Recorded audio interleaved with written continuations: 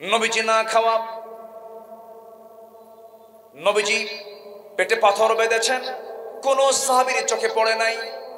কিন্তু সাইয়েদনা জাবের রাদিয়াল্লাহু তাআলা আনহু তিনি রাসূলকে দেখলেন, কাছাকাছি চলে গেলেন, কেউ না টের পেলেও তিনি হাওমাও করে কেঁদে কেঁদে বলছেন, হুজুর আপনি কাউকে বুঝতে দেন নাই, কিন্তু আমি তো টের পেয়েছি আপনার পেটে কোনো খাবার নাই। কেমনে বুঝলা জাবের বলো? সাইয়েদনা জাবির বলছেন, ইয়া রাসূলুল্লাহ আমি আপনার পেটের দিকে তাকাই, এটাও লক্ষ্য করেছি আপনার পেটে আপনি পাথর বেঁধেছেন। রাসূল বলেন, তুমি কেমন করে বুঝলা? আমি তো টের পেতে দেই নাই। হুজুর আমি আপনাকে খুব কাছ থেকে চিনি, জানি, আমি আপনাকে বুঝি। রাসূল বলছেন, যাবে আমার জন্য দোয়া করো, তোমার জন্য আমি দোয়া করি। সাইয়েদনা জাবির বলছেন, ইয়া রাসূলুল্লাহ যদি আপনি আমাকে অনুমতি দেন আমি একটু বাড়িতে যাব, আপনার জন্য কিছু চেষ্টা করব। কি চেষ্টা করবা বলো? আমার বাড়িতে ছোট্ট একটা ছাগল আছে, সেই ছাগলটা আমি জবাই করব, জবাই করে আপনাকে খাওয়াবো। আপনার প্রিয় খাবার হলো রুটি আর ছাগলের গোশত। রাসূল বললেন, যাও, যাবে প্রস্তুত করে ফেলো। বাড়িতে আসলেন, রান্না বান্না কমপ্লিট করে বউকে বললেন, বউ আমার রাসূল আমার বাড়িতে তাশরিফ আনবেন, সুন্দর করে প্রস্তুত করো। এবার বউ বলছে, স্বামী আমার ছোট্ট ছাগল, কানে কানে দাওয়াত দিবেন, বেশি জন আসলে কিন্তু নবীজি তৃপ্ত ভরে তিনি খেতে পারবেন না। আচ্ছা ঠিক আছে। নবীর কাছে গিয়ে কানে কানে বলছেন, ইয়া রাসূলুল্লাহ ইয়া হাবিবাল্লাহ আমার স্ত্রী রান্না বান্না করে কমপ্লিট করেছে, 6 কেজি ওজনের ছাগল, আপনাকে যেতে হবে, এখন চলেন, কয়েকজন সাহাবীকে নিয়ে চলেন। রাসূল বলছেন, ও জাবের তুমি কি মনে করতেছো আমি এমন নেতা যে আমার কর্মীরা, আমি এমন নেতা যে আমার সাহাবীরা না খেয়ে থাকবে, আমি খাবো? অসম্ভব ব্যাপার। আমি আমার সাহাবীদেরকে ছাড়া আমি কখনো একা একা খেতে পারবো না। তুমি যেতে পারো, তবে আমি আসতে পারি। আমার নবীজি চুপ মেরে থাকলেন। কিছুক্ষণ চুপ মেরে থেকেই তিনি হঠাৎ করে দাঁড়ায় গিয়ে সাহাবায়ে কেরামকে লক্ষ্য করে বলছেন, সাহাবীরা রে, সেই আমার জাবের আমাদেরকে দাওয়াত দিয়েছে, চলো সবাই মিলে আমরা জাবেরের বাড়িতে দাওয়াত খাই চলো। বলেন তো 6 কেজি ছাগল, সাহাবী 600 জন, কি অবস্থা হতে পারে বলেন তো? বলেন তো, সমস্যা না? আজ থেকে সমস্যা না? সমস্যা।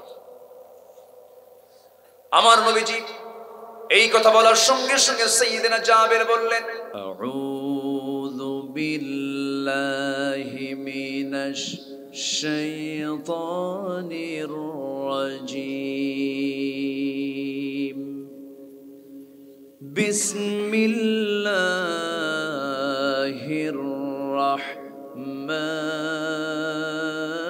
রাহমানির রাহিম।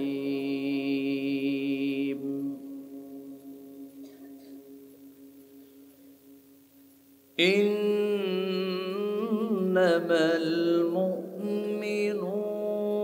الذين آمنوا بالله ورسوله ثم لم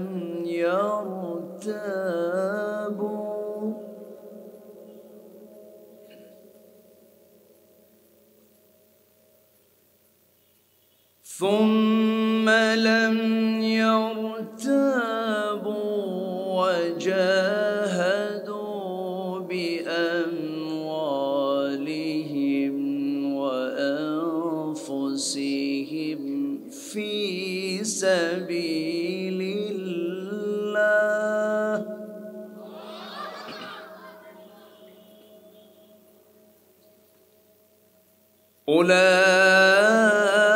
أولئك هم الصادقون.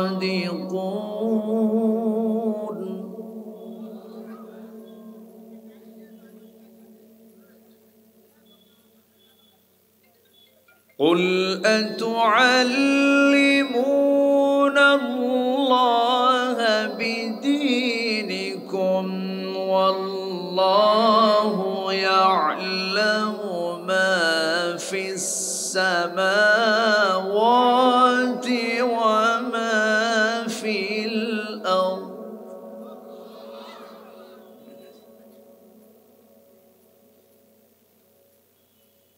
والله بكل شيء عليم.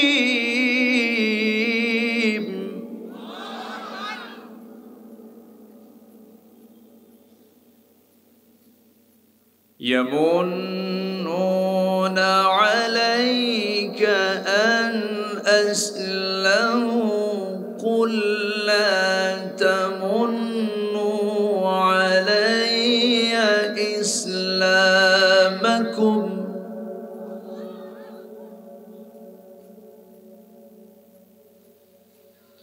بل الله يمن عليكم أن هداكم للإيمان إن كنتم صادقين.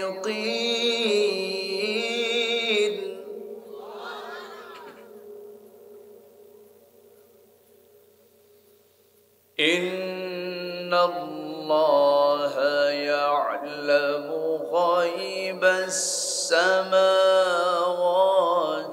والأرض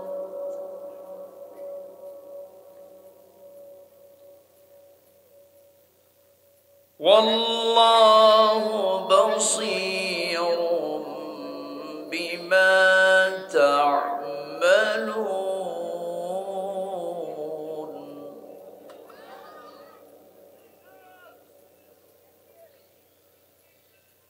الله أكبر.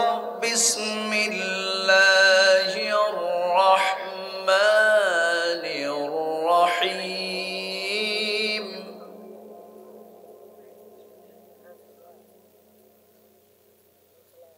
إن الله وملائكته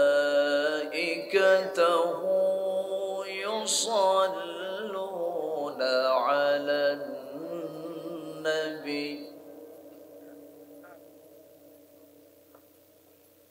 يا أيها الذين آمنوا صلوا عليه وسلموا تسليما. اللهم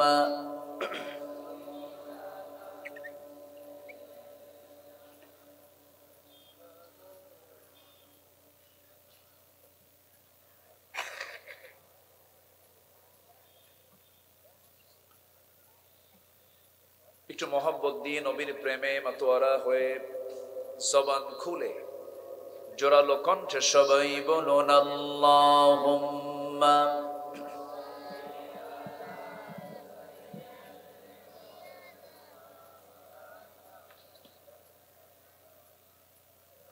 একটু পড়ায় দাও।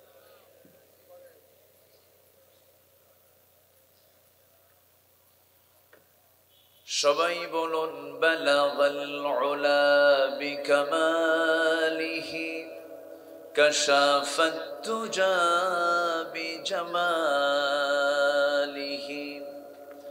হাসানাত জামিউ খিসালিহি সাল্লু।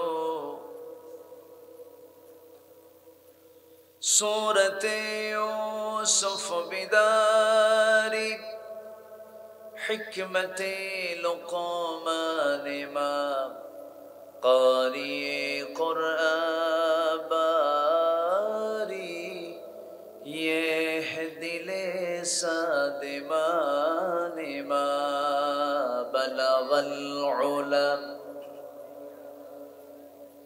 كشف التجى بجماله حسنت جميع خصاله صلوا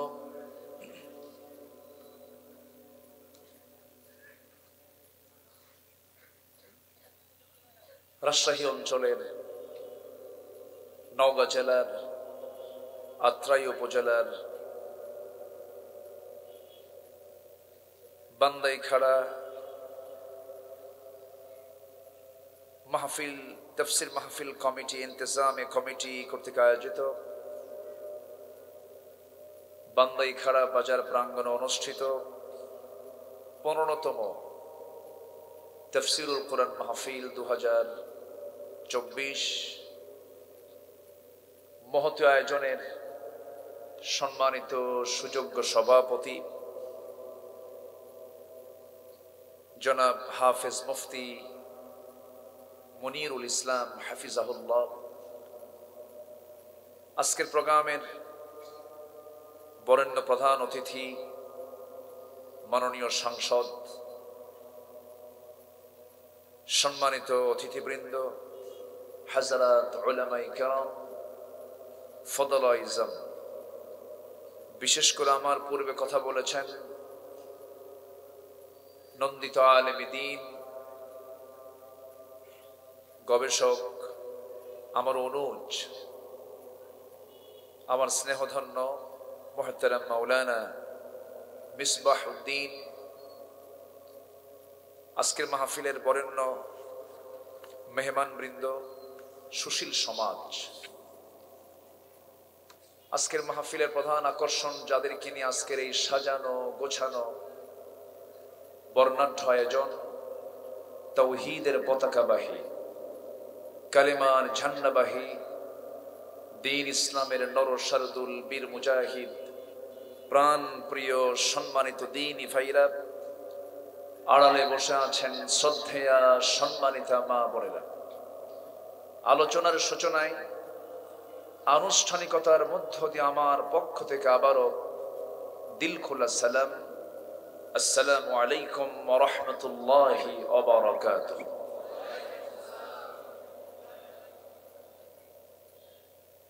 সবাই কেমন আছেন? আমাকে প্রশ্ন করলেন, এ তো মোহাব্বতের লক্ষ্য। জি, হাল জাযাউল ইহসানি ইল্লাল ইহসান, ভালোর বিনিময় তো ভালোই দিতে হয়। আল্লাহ তাআলা আমাকে আপনার কাতারই রেখেছেন, বলছি আলহামদুলিল্লাহ। হাজারো কাজের ভিড়ে ব্যস্ত সময় পাড়ি দিয়ে ক্লান্ত শ্রান্ত দেহটাকে স্বস্তি দেওয়ার জন্য যখন ধীরে ধীরে বিছানার দিকে চলে যাব, এই পৌষ মাঘের আরামের বিছানা ত্যাগ করে, ঠান্ডাকে অতিক্রম করে,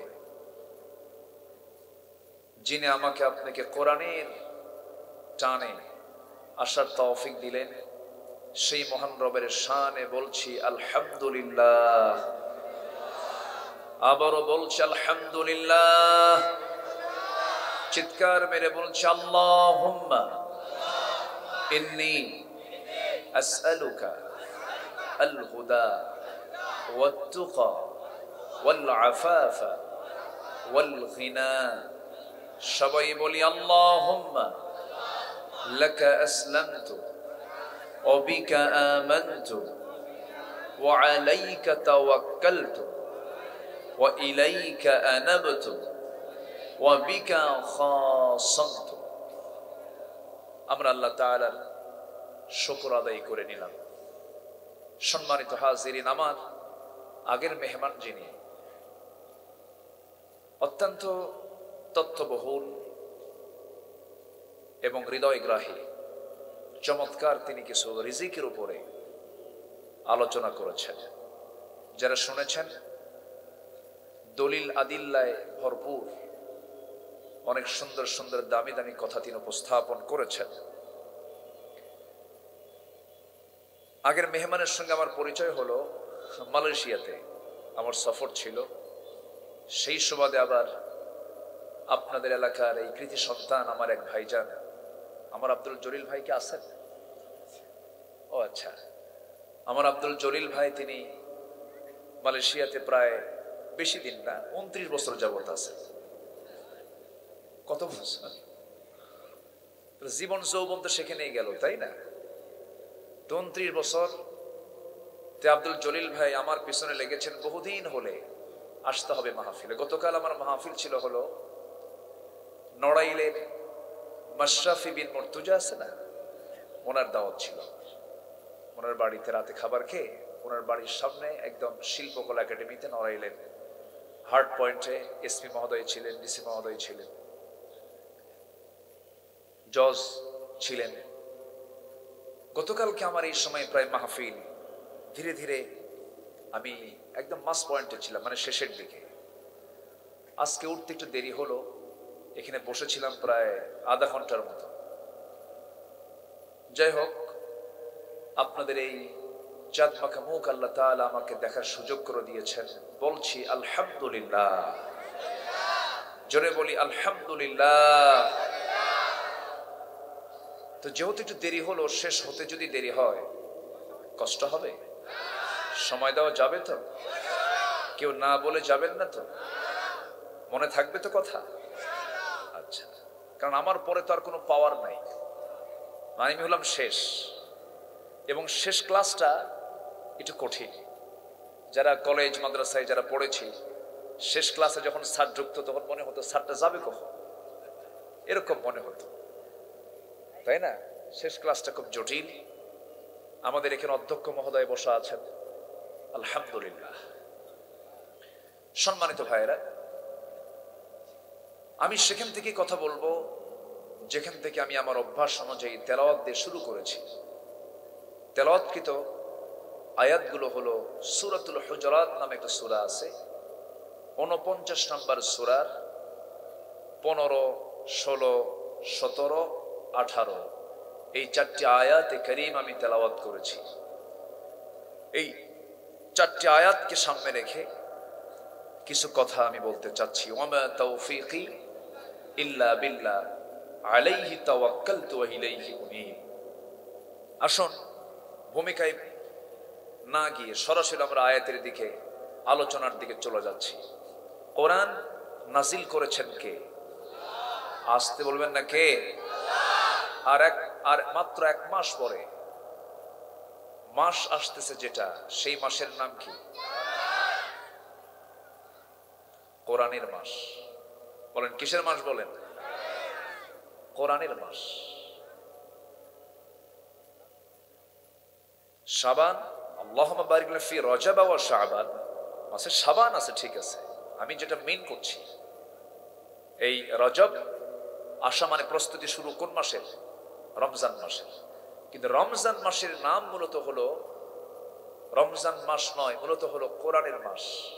কিসের মাস বলেন? কোরআনের মাস। আল্লাযী উনজিলা ফীহিল কোরআন। রমজান মাস যে মাসে নাজিল হয়েছে কোন কিতাব বলেন? কোরআন।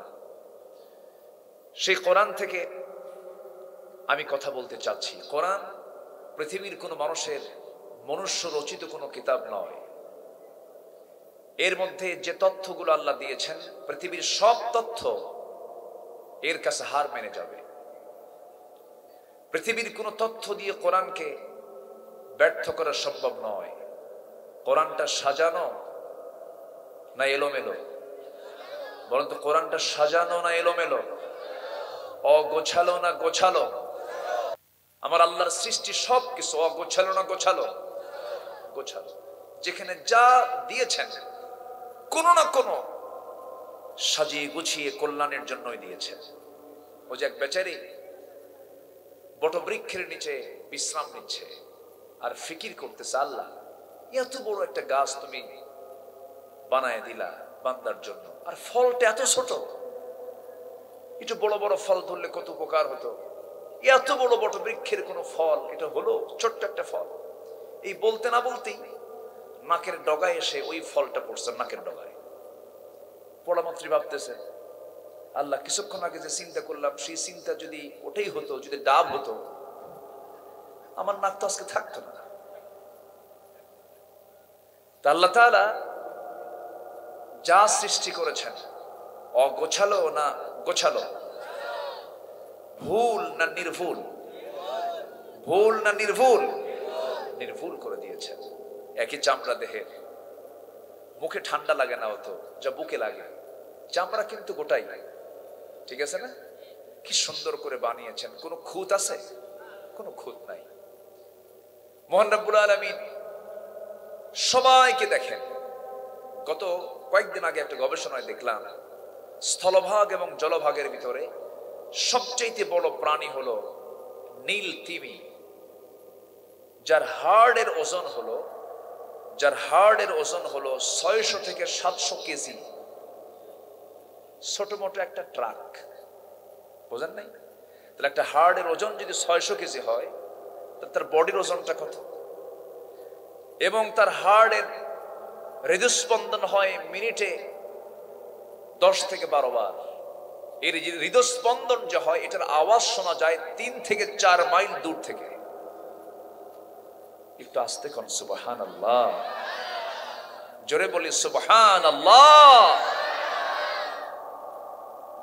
জলভাগে যত প্রাণী আছে, কোনো হইচই আছে সেখানে? কোনো হরতাল, মারামারি, কোনো সম্পদ নিয়ে কাড়াকাড়ি? আচ্ছা, আকাশ পথে যত পাখি উড়ে বেড়ায়, কোনো গন্ডগোল আছে? যত জঙ্গলগুলো আছে, কোন জঙ্গলের প্রাণীদের মধ্যে কোনো হাই খাই আছে, মারামারি আছে? মানুষের মধ্যে তো আরো নাই। আসতে কয়, মানুষের মধ্যে আছে না নাই? বলেন আছে না নাই? এই জন্য দিচ্ছেন কি? এই জন্য কি দিচ্ছেন? কোরআন। মানুষের মধ্যে আছে বলেই এটা দিচ্ছেন যে এটা পর ঠিক হ। আসেন আমরা একটু মূল আলোচনার দিকে আস্তে আস্তে যাই। যদি না মানি, তাহলে আমাদের মধ্যে হাই খাই থাকবে না, কোনো লুটপাট থাকবে না, কোনো মারামারি থাকবে না, কোনো মিথ্যা কথা থাকবে না। আমাদের সমাজে সত্য বেশি চলে না মিথ্যা বেশি চলে? সত্য বেশি না মিথ্যা বেশি? মিথ্যা কথা বেশি বলে কারা?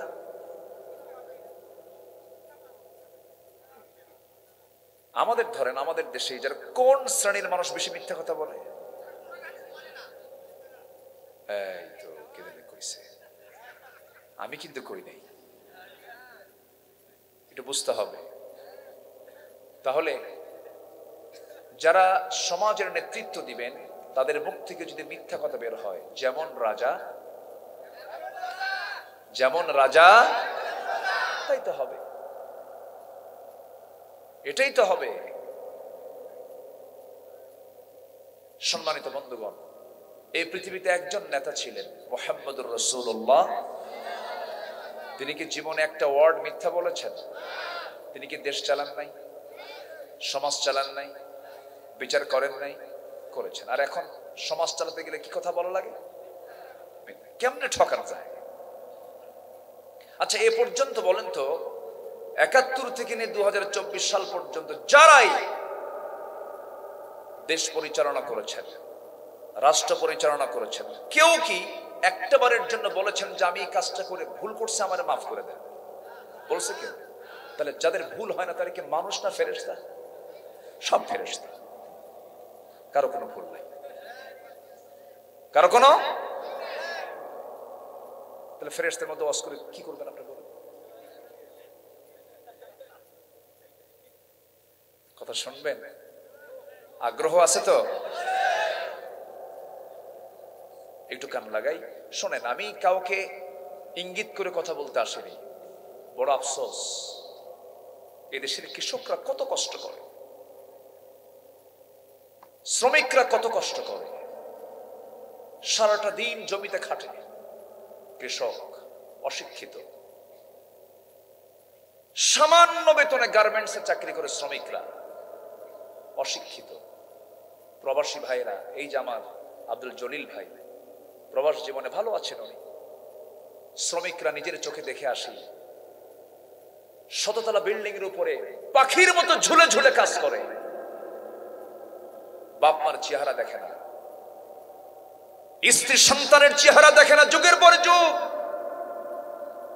রেমিটেন্স পাঠাচ্ছে দেশে, তারা দেশকে এগিয়ে দিচ্ছে, অশিক্ষিত। কিন্তু প্রবাসী দেশকে আগায় দেয়, শ্রমিক দেশকে আগায় দেয়, কৃষক দেশকে আগায় দেয়, দেশকে পিছায় দেয় কারা? আমি কিন্তু কই নাই, খালি আগায় দিই, আপনারা উত্তর দিয়ে দেন। আমার দেশের সাধারণ মানুষের কোনো দোষ নাই। দেশকে সবাই এগিয়ে দিচ্ছেন, দেশকে পিছায় দিচ্ছে মুষ্টিমেয় কিছু শিক্ষিত নামের কলম চোরেরা, যারা কোরআন চায় না, যারা কি চায় না, কোরআনে যে মদ হারাম, ওরা তো মদের বোতল খায়। মদের বোতল খাওয়া কি কোনো আলেম ওলামা আছে? আসতে বলবেন না, আলেম ওলামা আছে? মদের বোতল কারা খায়?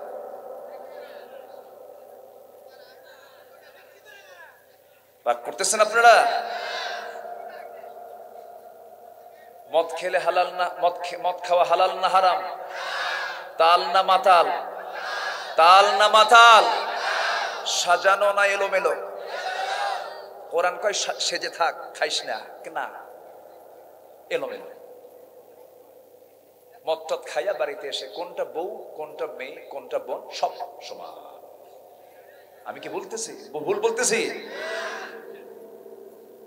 সম্মানিত ভাইয়েরা, অনেক কথা আছে, আস্তে আস্তে করে শোনাবো। কষ্ট হবে না তো আপনাদের? আল্লাহি, আল্লাহর কসম করে বলছি, আমি নির্দিষ্ট কোন প্ল্যাটফর্মে এসে কাউকে গালমন্দ করার জন্য আসি নাই। কোরআন যা বলবে আমি তাই বলবো। সবাই শুনতে রাজি আছেন তো? কথা বলতে নিয়ে আল্লাহ তাআলার হুকুম হলো, ইয়া আইয়ুহাল্লাযীনা আমানু তাকুল্লাহা ওয়া কুলু কাওলান সাদীদা يصلح لكم أعمالكم ويغفر لكم ذنوبكم ومن يطع الله ورسوله فقد فاز فوزا عظيما جربنا الله أكبر ইমানদারেরা, তোমরা যখন কথা বলতে যাবে আমার ভয়ের উপর তোমরা সোজা সাপটা কথা বলবে, ইনিয়ে বিনিয়ে কোনো কথা বলবা না, তেল মারা কোনো বক্তব্য দিবা না। আমার দেশে হক কথা বেশি না, তেল মারা কথা বেশি। খালি তেল মারে। এত তেল যে আমার দেশে আছে, বলেন তো আমার দেশে কি আপেল গাছ আছে না সরিষার তেলের? এই জন্য তেল মারে বেশি। বিজ্ঞানী নিউটন তৈরি হয় না তো, খালি তেল মারে। সংসদে এত গান গাইলো 15টা বছর, এবার গান গাওয়া শেষ, ঠিক কিনা? এখন আর সংসদে ফাটাতে পারতেছে না, বাইরে ফাটা। সম্মানিত ভাইয়েরা, সম্মানিত বন্ধুগণ, আলেমদের বিরুদ্ধে কথা বলে আমরা কি সিয়াসিতটা বুঝি না?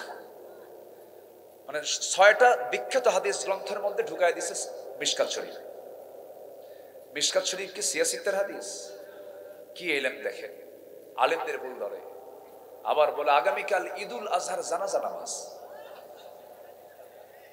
ঈদুল আজহার জানাজা নামাজ। আবার বলে হুজুররা জানে কি? হুজুররা তো জানবে কি? হুজুরা তো মদ খাওয়া জানে না, হুজুরা তো জেনা করা জানে না, ঠিক কিনা? কষ্ট পাচ্ছেন? আলোচনা চালাই। সম্মানিত বন্ধুগণ, আমরা দুনিয়া থেকে বিদায় নেব।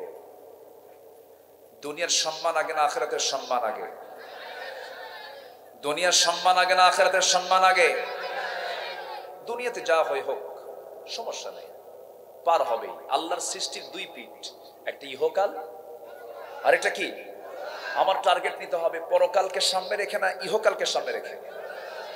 এই দুনিয়াতে কিছু লোক আছে ইহকালকে সামনে রেখে টার্গেট ওর, ঠিক কিনা বলেন? ওরা ভাবে এটাই শুরু, এটাই শেষ। কিন্তু ইমানদার যারা, ইমানের যারা দাবি করে, তারা মনে করেন আমার সমস্ত কার্যক্রম সব আমার আল্লাহকে খুশি করার জন্য হতে হবে, আল্লাহকে রাজি করার জন্য করতে হবে। কারণ তার সিদ্ধান্ত হলো ইন্না সালাতি ওয়া নুসুকি ওয়া মাহইয়ায়া ওয়া মামাতি লিল্লাহি রাব্বিল আলামিন। আমার সালাত, আমার কুরবানি, আমার জীবন, আমার মরণ সব হতে হবে আল্লাহর জন্য। আল্লাহ কেন্দ্রিক জীবনটা আমাকে সাজাতে হবে। এই দুনিয়াতে যত যা কিছু দেখতে পাচ্ছি একদিন সব পর হয়ে যাবে। যশ খ্যাতি সব মাইনাস হয়ে যাবে, চেয়ার চলে যাবে, সম্পদ চলে যাবে, পরিবার চলে যাবে, বউ থাকবে না, সন্তান থাকবে না, সব একদিন দখল হয়ে যাবে। দিন শেষে আমার বন্ধু কেউ নয়, দিন শেষে আমার বন্ধু একমাত্র কে? যে বান্দা আল্লাহকে চিনতে পেরেছে, যে বান্দা সবার মাঝে আল্লাহকে খুঁজে বের করতে পেরেছে, সেই তো প্রকৃত ঈমানদার, সেই তো প্রকৃত চালাক মানুষ। আল্লাহ বলছেন, বান্দা আমি তোমাকে পরামর্শ দিচ্ছি, তোমার বন্ধু তুমি কাউকে আগে খুঁজে বের করো না, তোমার বন্ধু হতে হবে মোট তিনজন। আল্লাহ রাব্বুল আলামিন সূরাতুল মায়েদার 55 নম্বর আয়াতে বলছেন, ইন্নামা ওয়ালিয়্যুকুমুল্লাহু ওয়া রাসূলুহু ওয়াল্লাযীনা আমানুল্লাযীনা ইউকিমুনাস সালাহ ওয়া ইউতুনাস যাকাতা ওয়া হুম রাকিউন। ও ঈমানদারেরা, তোমাদের জন্য এক নাম্বার বন্ধু হচ্ছেন তিনি কে? আসতে বলবেন না, তিনি কে? নাম্বার 2 বন্ধু হচ্ছেন মুহাম্মদুর রাসূলুল্লাহ, মুহাম্মদুর রাসূলুল্লাহ। নাম্বার 3 হলো তোমাদের মধ্যে যারা ঈমানদার, ঈমানদার বান্দারা তোমাদের বন্ধু হবে। সেই সমস্ত ঈমানদার না শুধু নামে ঈমানদার, আছে না কিছু? আল্লাহ আবার ঈমানদারদের গুণ তুলে ধরেছেন। কিছু নামে ঈমানদার আছে না, নামে ঈমান আলী, নামাজ নাই, নামাজ পড়ে না, নাম হলো রমজান আলী, রমজান মাসে দুপুর বেলা ইফতার করে। নাম হলো আতর আলী, গোটা গায়ে গাজার গন্ধ। নাম হলো বাদশা মিয়া, ভিক্ষা করে খায়। নাম কি রাখছে? বাদশা মিয়া। নাম দিয়ে তো কোনো কাজ হবে না, বংশের দাপট দেখায় কোনো কাজ হবে না, ক্ষমতার দাপট দেখি আল্লাহর সামনে কোনো সম্মান পাওয়া যাবে না। আল্লাহর সামনে সম্মান পেতে হলে ইন্না খালাকনাকুম মিন যাকারিন ওয়া উনসা ওয়া জাআলনাকুম শুউবান ওয়া ক্বাবাইলা লিতাআরাফু ইন্না আকরামাকুম ইনদাল্লাহি আতকাকুম। আমি তোমাদেরকে এক পুরুষ এবং এক নারী থেকে তোমাদেরকে আমি সৃষ্টি করেছি। বিভিন্ন গোত্র, বিভিন্ন ভাষা দিয়ে আমি তোমাদেরকে একে অপরকে চেনার জন্য ব্যবস্থা করে দিয়েছি। আমাদের জন্ম হলো এক নর এবং নারী থেকে। আর তোমাদের মধ্যে সেই লোকটাই সবচেয়ে বেশি সম্মানিত, কোনো বংশ দিয়ে নয়, যে আমি আল্লাহ আমাকে সবচাইতে বেশি মোহাব্বত করে। জোরে কোন সুবহানাল্লাহ। বংশ দিয়ে কি করবেন? আমার নবীর আপন চাচা আবু লাহাবের নামে সূরা যে নাযিল হয়েছে, রহমতের না গজবের? বলেন, গজবের সূরা না রহমতের সূরা? আপন চাচা, হ্যাঁ, তাব্বাত ইয়াদা আবি লাহাবি ওয়া তাব। আমার নবীর আপন চাচা আবু লাহাব, বংশ দিয়ে কোনো লাভ হলো না, সেও কুরাইশ, আমার নবীও কুরাইশ বংশের মানুষ, কোনো লাভ নেই। সাইয়েদনা ইব্রাহিম আলাইহিস সালাতু ওয়াস সালাম আল্লাহর পয়গম্বর ছিলেন, তার বাপটা ছিল মুশরিক। নবীর ছেলে, নবীর বাপ দিয়ে কোনো কাজ হবে না। নবীর ছেলে কেনান ছিল, কোনো কাজ হবে না। নবীর বাবা মুশরিক ছিল, কোনো কাজ হবে না। বউ হয়েও কাজ হবে না। এই সমস্ত পরিচয় দিয়ে আল্লাহর সামনে জান্নাত পাওয়ার কোনো সুযোগ নাই। জান্নাত পেতে হলে মহান রব্বুল আলামিন বলছেন, فَمَن يَعْمَلْ مِثْقَالَ ذَرَّةٍ خَيْرًا يَرَهُ وَمَن يَعْمَلْ مِثْقَالَ ذَرَّةٍ شَرًّا يَرَهُ। জোরে বলুন আল্লাহু আকবার। আমলনামা নিয়ে যেতে হবে। কিয়ামতের দিন এত জটিল একটা সময়, মা পর্যন্ত সন্তানকে ভুলে যাবে, কেউ কাউকে চিনবে না, বলবে আমি তো দুনিয়াতে পেটে কোনো সন্তান ধারণই করি নাই। এমন একটা কঠিন ক্রাইসিস মুহূর্ত সবার সামনে আছে না নাই? আসতে বলবেন না, আছে না নাই? সেই দিন আমার একমাত্র বন্ধু যদি আমরা দুনিয়াতে আল্লাহকে বানাই, আমার বন্ধু সেই দিন কে থেকে যাবেন? আসতে বলবেন না, কে থেকে যাবেন? আল্লাহ আমার বন্ধু থেকে যাবেন। কিন্তু আমরা আল্লাহর আইনের বিরুদ্ধে কেমন করে কথা বলি? আল্লাহ বলছেন আমি তোদেরকে নর এবং নারী থেকে বানাইছি, কিন্তু আজকে নর নারীর পাশাপাশি মেল ফিমেল আরেকটা বানাচ্ছে ট্রান্স। ট্রান্স কি জানো, ট্রান্সজেন্ডার। সবাই জানেন তো নাকি বিষয়গুলো? ক্লাসে ঢুকাইছে, ক্লাস 7-এ। কোন উল্লুক ভাল্লুক আল্লাহ জানে, ওর জন্ম যে কার থেকে হয়েছে তা আল্লাহ জানে। যে বলেছে ট্রান্সজেন্ডার, এই একটা লিঙ্গ থাকা দরকার, ওর তো ভাবা উচিত যে আমার জন্ম কিসের থেকে হলো, ঠিক কি না? ওরা তো কইছিল আগে যে মানুষের মানে উৎপত্তি হলো বানর থেকে, কইছেন ওই বানর গ্রুপই এগুলো লাগছে। আবার মাঝে মাঝে এরা আমদানি করে, বোঝেন না? মাঝে মাঝে কি করে? আমদানি করে। ক্লাস 10-এর সিলেবাসে সামাজিক বিজ্ঞান বইয়ের ভিতরে ইসরায়েলের মানচিত্র দেখানো হলো, ফিলিস্তিনের মানচিত্র নেই। অথচ ইসরায়েল কি বৈধ না অবৈধ? বৈধ না অবৈধ? অবৈধ মানচিত্র সিলেবাসে কেন? ঠিক কিনা? ঘাপটি মারা কিছু বদমাইশ আছে না নাই? আসতে বলবেন না, আছে না নাই? যুবক, তোমাকে ভাবতে হবে তুমি একাই বাংলাদেশ, তুমি একজন বাংলাদেশ। তোমার চোখ কান সব খোলা রেখে তোমাকে সামনে চলতে হবে। তোমার অনেক দায়িত্ব আছে। নোংরামিতে সেই গেছে আজ, কেউ কাউকে পাত্তা দিতে চায় না, সম্মান দিতে চায় না। শিক্ষক মারতে গেলে ছাত্র উল্টা মারে। ভার্সিটিতে ছাত্র শিক্ষককে পিটায় না, শিক্ষক ছাত্রকে পিটায় না। ছাত্র শিক্ষককে পিটায়, স্যার সোজা হন। কি হন? সোজা হন। কেন জানেন? এর মূল কারণ হলো নৈতিকতার শিক্ষা থেকে জাতি বঞ্চিত। নৈতিক শিক্ষা কোথায়? আজকে নৈতিক শিক্ষা কোথায়? আমরা কোথাও বলিনি যে আপনি মেডিকেল জানবেন না, সায়েন্স জানবেন না। আপনি অবশ্যই প্রযুক্তিবিদ্যা শিখবেন, আপনি অবশ্যই বিজ্ঞান শিখবেন, আপনি অবশ্যই কারিগরি শিক্ষা শিখবেন, কোনো সমস্যা নেই। সব শিক্ষার মাঝামাঝি যেরকম খাবারে লবণ দরকার, তেমনি শিক্ষায় কি দরকার?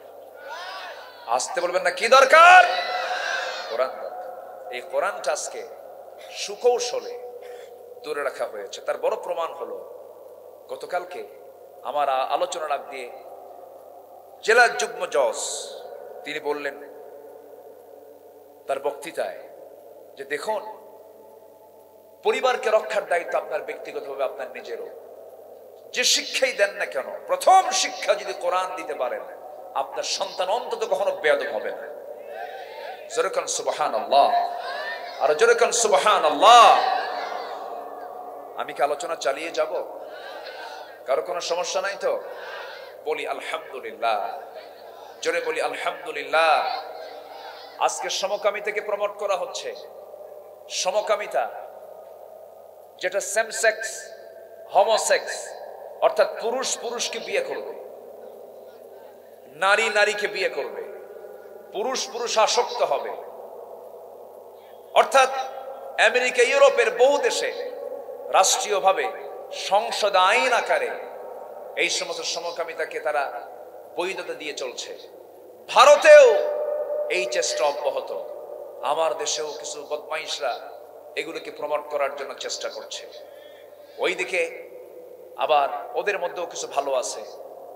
ব্রিটেনের প্রধানমন্ত্রী একজন অন্য ধর্মের হলেও ভারতীয় বংশোদ্ভূত ঋষি সুনাক, তিনি বলেছেন a man is a man, A women is a women. একটা পুরুষ একটা পুরুষ, একটা নারী একটা নারী, that's just a common sense. উনি বলেছেন একটা পুরুষ একটা পুরুষ, একটা নারী একটা নারী, এটা বোঝার জন্য বুদ্ধিজীবী হওয়া লাগে না, সাধারণ জ্ঞানী যথেষ্ট। এই নোংরামিগুলো ছড়িয়ে দেবার জন্য 5000 বছরের সেই ঘৃণ্য ইতিহাসকে আবার ফিরে আনার জন্য অপচেষ্টা চালাচ্ছে। আমাদেরকে শক্ত হাতে তা প্রতিহত করতে হবে মুসলমান, নচেত ভয়ঙ্কর আযাব আছে না নাই? আসতে বলবেন না, আছে না নাই? আযাব কে দিবেন? আযাব দেননি কওমে লূতকে, আযাব দেননি? দিয়েছেন। আমি ইতিহাসের দিকে যাব না, সময় কম। আমি মূল আয়াতের দিকে আস্তে আস্তে চলে যাচ্ছি। তাহলে আমাদের বন্ধু মোট কয়জন বলেন তো, খুঁজে বের করলাম, বলেন কয়জন? এক নম্বর বন্ধুকে আসতে বলবেন, এক নম্বর বন্ধুকে।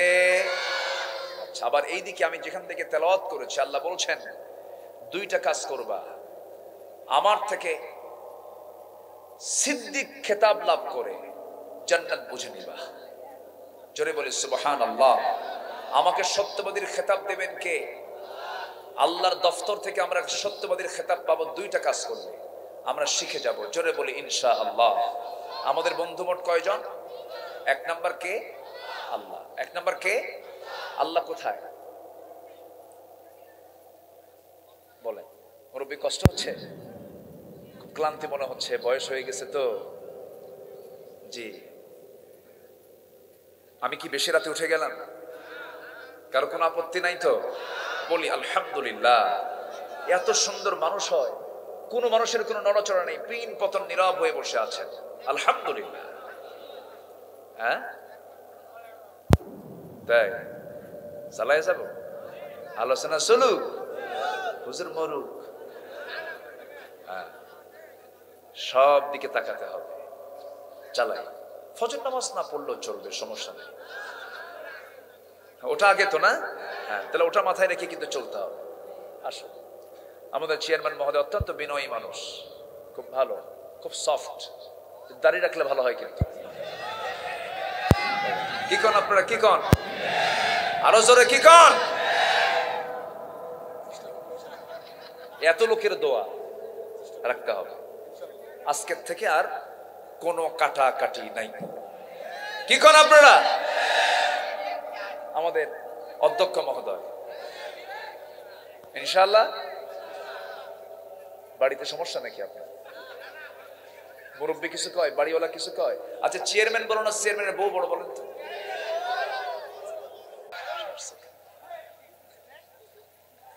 কি কয় কোন তো? বউ মানে কি বড়? হ্যাঁ, বউ অবশ্য কোনো অংশ কম না, বউ কিন্তু কম না। সব বইয়ের কথা শোনে না, এই স্বামীরা বইয়ের কথা শোনে না, শোনেন না? আমিও শুনি, শোনেন না? শোনেন। বইয়ের কথা শোনে না কে? সবাই শোনে। আপনি যত বড় কিছু হন না কেন, বইয়ের কাছে ওই মাতব্বরি চলে না। তুমি কত বড় হুজুর আমার জানা আছে, বসো, শেষ। তুমি কিসের চেয়ারম্যান আমার বোঝা আছে, বসো, ঠিক আছে না? হ্যাঁ, কোন অংশে কম না, খুব সফট কথা বললাম তো, খুব নরম মানুষ। আল্লাহ তুমি তাকে দ্বীনের জন্য কবুল করে নাও। জোরে বলি আমিন। আমাদের অধ্যক্ষ মহোদয়কে তুমি আল্লাহ কবুল করে নাও। জোরে বলি আল্লাহুম্মা আমিন। মুরব্বির দাড়িতে পেকেই গেছে, আপনি দোয়া করলে তো মিসই নাই। মাশাআল্লাহ, বলি আলহামদুলিল্লাহ। আমাদের বন্ধু কয়জন? আর আল্লাহ সার্টিফিকেট দিবেন কয়টা কাজ করলে? দুইটা কাজ করলে। এই 5টা পয়েন্ট নিয়ে আমি সামনের দিকে এগিয়ে যাচ্ছি। দেখি আপনাদের আগ্রহ কেমন, আপনাদের ধৈর্য কেমন। আমি এই দিকে লক্ষ্য করি, আমি আমার আলোচনার দিকে চলে যাচ্ছি। আমাদের বন্ধুর মধ্যে এক নম্বর বন্ধু আমি বলে ফেলেছি। এক নম্বর বন্ধু আমার তিনি, যাকে দুনিয়াতে দেখা সম্ভব না, তবে জান্নাতে গিয়ে দেখব। জোরে বলি ইনশাআল্লাহ। তিনি কে? একজন নবী দেখতে যেও দেখতে পারেন নাই, শীত হয়ে পড়ে গেছিলেন। সে নবী কে বলেন তো? দেখতে পারছে শেষে? পারে না। আল্লাহ দেখার শখ মিটছে, আমার দেখার দরকার নাই। আমার বন্ধুগণ, সেই আল্লাহ আমার এক নম্বর বন্ধু। নাম্বার 2 বন্ধু হলেন সেই বন্ধু যাকে ছাড়া আল্লাহকে পাওয়া যাবে না। আল্লাহ নিজেই শর্ত জড়িয়ে দিয়েছেন, বান্দা তুই যদি আমাকে পেতে চাস, আমার বন্ধু আমার রাসূলকে তুই মহব্বত করে জীবনের চাইতে বেশি। জীবনে কত স্বপ্ন দেখলাম, জীবনে রাতের আধারে কত স্বপ্ন দেখলাম ঘুমের ভেতরে। এত স্বপ্ন জীবনে দেখেছি, রাসূলকে দেখতে পারলাম না, এটা পোড়া কপাল। আমি আমার ভাষায় বলছি, যেমন করি হোক, যদি কোনো বান্দা নবীর প্রতি যদি নিয়মিত দরুদ পড়ে, মহব্বতটা বেশি রাখে, অবশ্যই সে রাসূলকে দেখতে পাবে। আলহামদুলিল্লাহ। দেখার চেষ্টা করার দরকার আছে না নাই? বলেন, আসতে বলবেন না, আছে না নাই? রাসূল আমার আলো আশা, রসুল আমার ভালোবাসা, রসুল আমার প্রেম বিরহের মূল আলোচনা, রসুল আমার কাজে কর্মে অনুপ্রেরণা, রসুল আমার ভালোবাসা। আল্লাহ কবুল করুন, আল্লাহ কবুল করুন। আমার বন্ধুগণ, এই পৃথিবীতে আল্লাহর কাছে সবচেয়ে দামি মানুষগুলো হলো আল্লাহর পয়গম্বররা। এই লক্ষাধিক পয়গম্বর আল্লাহ তাআলা দুনিয়াতে পাঠিয়েছেন, তাদের দাম এই পৃথিবীতে সবচাইতে কম না বেশি? বেশি দাম। এই নবীদের দামের পরে যাদের দাম সবচাইতে বেশি তারাই হচ্ছেন সাহাবায়ে কেরাম, আসহাবুর রাসূল। আমার নবীজির যারা সাহাবী তারা হচ্ছে সবচাইতে দামি। এত বড় দাম তারা পেলেন কেন? এত বড় সম্মান তারা পেলেন কেন? আমার ভাঙ্গাচোরা গবেষণা দিয়ে আমি যতটুকু বুঝতে পেরেছি, সাহাবীদের দাম নবীদের পরে এই জন্য মূল কারণ হলো তারা তাদের জীবনের চাইতে রাসূলকে বেশি ভালোবেসেছেন। জোরে বলেন সুবহানাল্লাহ। আজকেও যদি মুসলমানদের ভিতরে নিজের জীবনের চাইতে যদি রাসূলকে বেশি ভালোবাসতে পারে, সেই বান্দা হবে দুনিয়ার শ্রেষ্ঠ বান্দা। জোরে বলে সুবহানাল্লাহ। নবীর নাম সারাদিন একবারও নেয় না, কিন্তু নেতার নাম বাদ দেয় না, আছে না নাই? সারাদিন নেতার নাম নাই, নবীর নাম নেওয়ার সময় নাই। অথচ যে রাসূলকে আমার দুনিয়াতে দরকার, কবরে দরকার, মিজানে দরকার, পুলসিরাতে দরকার, সব জায়গায় জায়গায় দরকার, সেই নবীর কথা কেউ মুখে নেয় না, অধিকাংশ মুখে নেয় না। অথচ যে নবীর নাম নিলে পরে দুরূদ পড়া তার জন্য প্রথমবারের মতো ওয়াজিব হয়ে যায়। মুহাম্মদুর রাসূলুল্লাহ। জোরে বলেন, এটা পড়া ওয়াজিব। এটা পড়া কি দাম আল্লাহ তাআলা তাকে দিয়েছেন। সাহাবায়ে কেরাম রাসূলকে খুব ভালোবেসেছেন। একজন সাহাবীর কথা আমার মনে পড়ে গেল। সেই সাহাবীর নাম হলো জাবির রাদিয়াল্লাহু তাআলা আনহু। কান লাগায় দিয়ে কতগুলো শুনবেন। সাইয়েদনা জাবির খন্দকের যুদ্ধের সময়, প্রথম যুদ্ধ হয়েছে বদর। প্রথম যুদ্ধ কি বলেন? বদর। 313 জন, কাফেরদের 1000 জন, বিজয়ী হয়েছে মুসলমান, আলহামদুলিল্লাহ। দ্বিতীয় যুদ্ধ হলো উহুদ। মুসলমানদের সৈন্য সংখ্যা হলো 1000, ওদের সৈন্য সংখ্যা হলো 3000। এমন একটা যুদ্ধ হলো, এই যুদ্ধে আমার নবী সবচেয়ে বেশি রক্তাক্ত হয়েছেন। কে বিজয়ী কে পরাজিত এটাকে নির্দিষ্ট করার মতো এই যুদ্ধ হয় নাই। দুই দিকে চরম ক্ষতি হয়েছে, তার মূলত ইসলামের বিজয়টাই হয়েছে, আলহামদুলিল্লাহ। বদর পাড়ি দিলেন, অনেক লম্বা লম্বা কথা ছিল। উহুদ পাড়ি দিলেন। খন্দকের পরিখা খননের সময়, খন্দকের সময় ওই কুরাইশ আবার তারা আক্রমণ করলো। তাদের বুদ্ধি শুনে যারা আজকে দুনিয়াতে খুব বুদ্ধি দেয় সবচেয়ে বেশি, সেই জাতের নামটা কি বলেন? ইহুদি। হ্যাঁ, ফাইন করুন, উত্তর দিয়েছেন। কে বললেন এটা? ওর মুরব্বী বলেছেন। এই দুনিয়াতে সবচেয়ে বেশি খুব বুদ্ধি দেয় কোন জাত বলেন? সংখ্যা কি বেশি? সংখ্যা বেশি। গোটা দুনিয়াতে ওদের যত সংখ্যা, আমাদের রংপুর বগুড়ায় তার চেয়ে লোক সংখ্যা বেশি। কথা বুঝলেন? গোটা দুনিয়াতে ওদের সংখ্যা হলো 1 কোটি সামথিং, 1 কোটি প্লাস। বড় জোর 1.5 কোটি হতে পারে গোটা দুনিয়া জুড়ে। 1.5 কোটি ইহুদি গোটা দুনিয়াকে অশান্তির আগুনে দাউ দাউ করে জ্বলাচ্ছে, ঠিক কিনা? যুদ্ধবাজ এই ইসরায়েল প্রচন্ড হিংস্র জাত, প্রচন্ড হিংস্র জাত। আমার রাসূলকে পর্যন্ত তারা খাবারের মধ্যে বিষ ঢুকায় দিয়েছে। অসংখ্য পয়গম্বরকে তারা হত্যা করেছে। রাসূলকে যারা হত্যা করে তারা কি মনে হয় আমাদেরকে ছাড় দেবে নাকি? আসতে পারে, তারা কি আমাদেরকে ছাড় দেবে? ছাড় দেবে না। প্রচন্ড ভয়ঙ্কর জাতি। এই ইহুদিদের সাজসে বদর হলো, উহুদ হলো, খন্দকের যুদ্ধ। কুরাইশরা চলে আসছে মদিনার কাছাকাছি। একজন বয়স্ক সাহাবী ছিলেন, তিনি প্রথমে ছিলেন অগ্নি পূজক, এরপর তিনি হলেন খ্রিস্টান।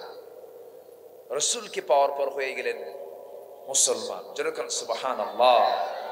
250 বছর হায়াত পেয়েছিলেন। কত বছর? 250 বছর। খুব অভিজ্ঞতা সম্পন্ন ব্যক্তি ছিলেন। আমি কি ওয়াজ শেষ করে দেবো নাকি? এই যে ওঠে কেন এই লোকটা, কি কোথায় যায়? হ্যাঁ, বসেন। ও চাপ, আচ্ছা চাপ যদি হয়তো দেখায় দেয় সমস্যা। আচ্ছা আবার আসবে তো না? আসতেছেন তো আবার? ও আচ্ছা আসতেছেন, খুব দৌড় মারছেন। আচ্ছা আমার দিকে তাকান। আমার ওঠার সময় এরকমই, বুঝলেন, আমাদেরকে লেখা থাকে প্রধান বক্তা, হয়ে যায় শেষ বক্তা। শেষে উঠাই এই চাপ ওই চাপ, ঘুমের চাপ, সব চাপে আমি মহাচাপে। একটু বসে। তো 3 নম্বর যুদ্ধ হলো খন্দক, অর্থাৎ পরীক্ষার যুদ্ধ। সেই পরীক্ষাটা কেমন? একটা ক্যানেল, একটা খাল 3 মাইল লম্বা, মদিনাকে রক্ষা করার জন্য লম্বা করে একটা পরীক্ষা খনন করার জন্য পরামর্শ দিলেন এই বয়স্ক সাহাবী সালমান ফারসি রাদিয়াল্লাহু তাআলা। বলেন, ইয়া রাসূলুল্লাহ, মদিনা কি মানে নিরাপত্তার জন্য আপনি এই কাজটা করেন? বলেন, একটা দেশে যদি ঘন ঘন যুদ্ধ লাগে বছরে বছরে, অর্থনীতি ঠিক থাকে? রাশিয়ার যুদ্ধ আমার দেশে প্রভাব পড়ে নাই? আজ থেকে প্রভাব পড়ে নাই? পড়েছে। ইউক্রেন রাশিয়া কি সবচেয়ে ক্ষতিগ্রস্ত নয় এখন? তো আমার নবীজি কেবল মদিনায় ঢুকছেন, যুদ্ধ লাগায় ওই ইহুদির বাচ্চারা। বদর গেল, উহুদ গেল, আবার যুদ্ধ খন্দক। খাদ্য নাই, সম্পদ নাই, অস্ত্র নাই। আমার নবীজি 2 হাতে সাহাবেরা যা দিয়েছেন সব খরচ করে শেষ করে ফেলেছেন, খাবার পর্যন্ত নাই। আমার নবীজি জীবনে 2টা জায়গায় সবচাইতে বেশি খাদ্যের কষ্ট পেয়েছেন নিজে। এক হলো তায়েফের ময়দান, 2 নাম্বার হলো খন্দকের প্রান্তর। তায়েফের ময়দান আমার নবীজি একটানা 1 দিন নয়, 2 দিন নয়, 3 দিন 3 রাত পর্যন্ত না খাওয়া ছিলেন। নবীজি দাওয়াতি কাজ করার জন্য তায়েফের ময়দানে গিয়েছিলেন। কেন গিয়েছিলেন, কি জন্য গিয়েছিলেন? যখন মক্কায় দাওয়াতি কাজ বন্ধ, আবু জেহেল জরুরি ঘোষণা করে দিয়েছে, গৃহবন্দী করে রেখেছে রাসূলকে। সাহাবীরা বের হতে পারেন না, যাকে পায় তাকেই মারে, রিমান্ডে নেয়। খাব্বাবের মতো সাহাবীকে 2 হাত 2 পা বেঁধে জ্বলন্ত অঙ্গার সেজে রেখে জ্বলন্ত অঙ্গারের উপরে তার পিঠটা চেপে ধরেছে। অঙ্গারগুলো পিঠের ভিতরে ঢুকে চর্বি দিয়া গলে গলে পিঠের মধ্যে অঙ্গারগুলো ঢুকে গেছে। খাব্বাবের মুখ থেকে একটা বার বের হয় নাই আমি দিন ছেড়ে দিলাম, বরং চুপ মেরে জিকির করেছেন, লা ইলাহা ইল্লাল্লাহ, লা ইলাহা। এই জিকির করতে করতে অত্যাচারগুলো সহ্য করেছেন। সুমাইয়ার মতো মহিলা সাহাবীকে ধরে এনে হাতের মধ্যে বর্ষা নিয়া কলিজা বরাবর মেরে দিয়েছে, বুক দিয়ে ঢুকে পিঠ দিয়ে বের হয়ে গেছে। ওই মক্কার কুরাইশ আর সাহাবে কিরামকে এত নির্যাতন নিপীড়ন করেছে। নবীজির দাওয়াতি কাজ বন্ধ, নবীজি মক্কায় বের হতে পারেন না। এই দাওয়াতি কাজ করবেন কোথায়?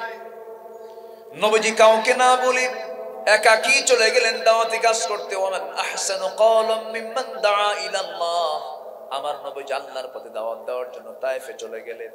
তায়েফের ময়দানে গিয়ে আমার নবীজি সেই জায়গায় যখন বলে ফেললেন, কুলু লা ইলাহা ইল্লাল্লাহ, তোমরা লা ইলাহা ইল্লাল্লাহ বলো, সফল হয়ে যাবে। কিন্তু আমার নবীর দাওয়াতে রাসূল পেলেন ফুলের মালা না পাথর? ফুল পেলেন না পাথর পেলেন? কুচি কুচি পাথর। রাসূলকে লক্ষ্য করে মারা হলো। হিংস্র, উচ্ছৃঙ্খল, উগ্র, বদমেজাজি যুবকদেরকে লেলিয়ে দিল। রাসূলকে না বুঝে না চিনে পাথর মারা শুরু করে দিল। যে নবীর গায়ে মশা পর্যন্ত পড়তো না, মাছি পর্যন্ত পড়তো না, আমার নবীজির এত দাম, এত সম্মান, সেই নবীজির উপরে যখন পাথর মারা শুরু হলো, নবীজি সহ্য করতে না পেরে মুখ থুবড়ে জমিনে পড়ে গেলেন। একদিকে খাবার নাই, গোটা 3টা দিন 3টা রাত চলে গেছে। শরীর থেকে রক্ত ঝরতে ঝরতে এত পরিমাণ রক্ত ঝরেছে যে পায়ের তলার সাথে জুতার তলার জমাট বেঁধে গেছে। টেনে টেনে সেই জুতা বের করতে পারেন না। আমার নবীজি সেন্সলেস হয়ে পড়ে গেছেন। এমন সময় নবীর পাশে কেউ নাই।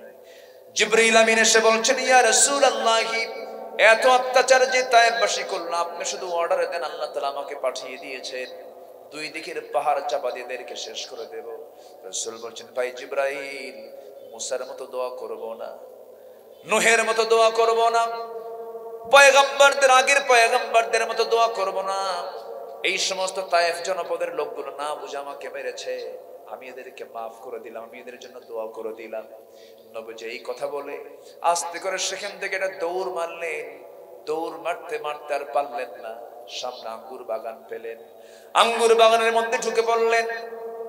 আর পারতেছেন না, মুখ থুবড়ে পাওয়ার পড়ে গেলেন, মাথা চক্কর মেরে পড়ে গেলেন, শরীর থেকে প্রচুর রক্তক্ষরণ হয়েছে। আঙ্গুর বাগানের মধ্যে যখন পড়ে গেলেন, ওই আঙ্গুর বাগানের কেয়ারটেকার দূর থেকে দেখে আমার রাসূলকে চিনতে না পেরে কিন্তু বুঝতে পারতেছে কোন একটা যুবক হবে। সামনে তাকায় আর রাসূলের দিকে তাকায়, মনে মনে চিন্তা করে এত সুন্দর কি মানুষ হয় নাকি? মায়া হলো, দয়া হলো। আঙ্গুর বাগান থেকে থোকা থোকা আঙ্গুর পেরে নিয়ে সিরাত ইবনে হিশামের মধ্যে আসছি। চিপে চিপে চিপি চিপি সেই যুবকটা মোটে এক গ্লাস আঙ্গুরের রস জমা করে নবীর হাতে দিয়ে বলল, ও যুবক, তুমি এটা পান করো, নচেত তুমি মরে যাবা। আমার নবীজি 3 দিন খান নাই, 3 রাত খান নাই। আঙ্গুরের সেই গ্লাসের দিকে হাত দিয়া আস্তে করে নিয়ে বিসমিল্লাহ বলে তিনি পান করলেন। মুস্কি হাসি মেরে আলহামদুলিল্লাহ বললেন। যুবকের দিকে তাকায় বলছেন, যুবক, তোমার নাম তো আদ্দাস। আদ্দাস মনে মনে চিন্তা করে আমার নামটা কেমনে বললো, আমি তো তাকে চিনি না, সে আমাকে চিনে না। এবারে বলতেছে, আমার নাম আদ্দাস, আপনাকে বললো কে? রাসূল বললেন, শোনো, তুমি যে গ্রামে জন্ম নিয়েছো সেই গ্রামেই জন্ম নিয়েছিলাম আল্লাহর পয়গম্বর ইউনূস আলাইহিস সালাতু ওয়াস সালাম। আমি যে গ্রামে জন্ম নিয়েছি সেই গ্রাম ইউনূসের গ্রাম, আপনাকে বললো কে? আমার নবীজি যখন এই প্রশ্নের সম্মুখীন হলেন, রাসূল এবার মুস্কি হাসি মেরে বলছেন, ও আদ্দাস রে, শোনো, একজন নবীর কাছে তার একজন নবীর খবর থাকতেই পারে। আদ্দাস বলতেছে, মানে? হ্যাঁ, তুমি যার সামনে দাঁড়িয়ে দাঁড়িয়ে কথা বলছো, আমি হলাম আখিরের জামানার পয়গম্বর মুহাম্মদ সাল্লাল্লাহু আলাইহি ওয়াসাল্লাম। আদ্দাসের বুঝতে দেরি হলো না। আদ্দাস খ্রিস্টানি কায়দায় 2টা হাত নিয়ে গিয়ে নবীর কদমে রেখে সেজদা দিয়ে রাসূলকে ধন্য করবে। রাসূলকে আমার সেজদা নেওয়ার লোক নাকি? রাসূলকে কারো থেকে সেজদা নিয়েছেন নাকি? কিন্তু আমার দেশে কিছু ভণ্ড দরবার আছে, যে দরবারে মুরিদরা ভণ্ডকে সেজদা দেয়। আসতে বলবেন না, আছে না নাই? হিন্দু ভাইরা ধরছেন মাকে, হিন্দু ভাইদের মায়ের অভাব নাই। মা ভগবতী, মা সরস্বতী, মা লক্ষ্মী, মা দুর্গা, মা কালী, তাদের মার শেষ আছে? বহু মা তাদের নিয়ে আমাদের কোনো কমেন্টও নাই। তারা যা করুক আমরা কোনো কমেন্ট করব না, বরঞ্চ তারা আমার দেশের সংখ্যালঘু, তাদেরকে আমরা পাহারা দেব, তাদের মন্দির আমরা পাহারা দেব। কিন্তু তারা যা করে করুক, তাদের নিয়ে আমাদের কমেন্ট নাই। কিন্তু হিন্দু ভাইয়েরা যেমন মা ধরেছে, মুসলমানদের মধ্যে কিছু মুসলমান চিন্তা করলো, তারা যেহেতু ধরছে মা, আমরা ধরবো বাপ, দয়াল বাবা, পীর বাবা, খাজা বাবা, ন্যাংটা বাবা, আছে না নাই? ওরা মা ধরছে আর বাপ ধরতেছে। আসতে কয় ঠিক কিনা? কাউকে ধরা যাবে না, ধরতে হবে কাকে? কাকে ধরতে হবে? বাচ্চা হয় না দরবারে চলে যায়, আছে এগুলো? আছে নাকি এগুলো? এগুলো করা যাবে না, শিরিক এগুলো। হ্যাঁ, এই তো মুরব্বী আমাকে একদম ডাইরেক্ট বলে ফেলে দিয়েছেন, শিরিক এটা। বাবা কাছে পাইলে পাগলা হয়, বাবা, ও বাবা, তোর বাড়িতে বাপ নাই, আরেকজন তুই বাপ বলিস, আছে না? এরকম আছে না? বাপ কয় ডাক দেয়। আমাদের বাপ কয়জন? মা নয় 4টা হতে পারে, 4টা জায়েজ আছে না নাই? কিন্তু বাপ কয়জন হবে? তুই এতগুলো বাপ বানাইছে কেন? এত বাপ কেন? বাপ কয়জন? একজন। বাবার দাম নাই তো বাবার নামে আরেকটা বাবা তো আপনি বানাবেন কেন? পৃথিবীতে একমাত্র আল্লাহ এবং রাসূলের পরে একটা বান্দার কাছে সবচাইতে দামি মর্যাদাবান মানুষ হচ্ছেন বাবা। সুবহানাল্লাহ বলেন। বাপ বড় না মা বড়? আসতে কয়, ভালো করে কন, মা বড় না বাপ বড়? মা বড়। ইমাম কে হবে বলেন তো? মা বাবার মধ্যে জন্য নামাজ শুরু করলে কে বড় হবে? ইমাম কে? তো বাপ ইমাম তো আপনি আবার ছোট করেন কেন? ও মুখ দিয়ে ফসকে বের হয়ে গেছে। তাহলে এখন বলেন, বাপ বড় না মা বড়? বাপ বড়, নিঃসন্দেহে বাপ বড়। বাবার সম্মান বেশি, মায়ের হকটা বেশি। মায়ের কি বেশি বলেন? হক, রাইটস, অধিকারটা বেশি মায়ের। কিন্তু সম্মান, মর্যাদা, বিচার, ফয়সালা, সালিশ, সংসারের মুরব্বী হবেন বাবা বাবা বাবা।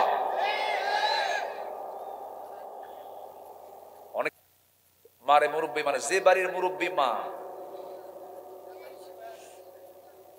ভালো করে বুঝে নেন, ঠিক কিনা? উনি চেয়ারম্যান তো, বোঝে তো সবকিছু, প্রত্যেকদিন দরবার করেন না, বোঝে। মেয়েরা কথা কম কয় না বেশি কয়? পুরুষরা সারাদিন কথা বলে 2000 শব্দ, আর মেয়েরা কথা বলে 5000 শব্দ। বুঝে না খাও। তবে মেয়েরা যে কথা বলে বেশি, কারণও আছে, অকারণে না। ধরেন আপনি বেগুন কিনতে ভুল হয়ে গেছে, বর্ষাকালের বেগুন কিনছেন, সে বেগুন কিনে বাড়িতে আনছেন, বেগুনটা পচা, পোকা, বটি দিয়ে কুটতে নিয়ে যদি দেখে একবার যে বেগুন পচা, ও তখন থেকে শুরু হবে বেগুনের তাফসীর, একটানা 3 ঘন্টা। আছে না নাই? সংসার গেল, খাইলো, শেষ। আছে না নাই? আল্লাহ তাআলা মেয়েদের কিরকম করে বানাইছে, কি করবেন? কিচ্ছু করার নাই, শুনতে হবে, তাফসীর শুনবেন, চুপচাপ শুনবেন, কোনো তর্ক বিতর্ক করা যাবে না, ওই এমনি এমনি থেমে যাবে। তারা একটা কথা বারবার বলে, কেন বলে জানেন? বাচ্চা লালন পালন করতে গেলে এক কথা কি একবার বললে হয় না, বারবার বলা লাগে? বাবা এটা করিস না, বাবা থাম, থাম রে বাবা, সোনা আত্মা থাম, থাম রে বাবা। কতবার মা বলে? মার কি কোনো রাগ আছে? বারবার বলতেছে। মেয়েরা তো বারবার কথা বলে, কিন্তু এই দায়িত্ব যদি কোনো বাপ নেয়, বাপ সন্তান কোলে নিয়ে বলবে, বাবা থাম, থাম বাবা, থাম, থাম। ঠিক আছে না? মানে কি? এরপরে কি মানে কি বলেন? তাহলে এখন বলেন, মেয়েরা যে বেশি কথা বলে, দরকার আছে না নাই? আমার মায়ের এতক্ষণ মন খারাপ ছিলেন, হুজুর আপনি আমাদের বিরুদ্ধে এত লাগলেন কেন? কি সুন্দর মা, কি সুন্দর বাপ, সব ভাগ ভাগ করে দিয়েছেন। যেরকম সুবহানাল্লাহ। মায়ের ধৈর্য কম? আহা, কি যে ধৈর্য! সারা রাত চলে যায়, জ্বর, সর্দি, কাশি, মার ঘুম নাই, মা শুধু চোখ বন্ধ করে থাকে, কিন্তু তাল থাকে সন্তান আমার কি করে। সুবহানাল্লাহ।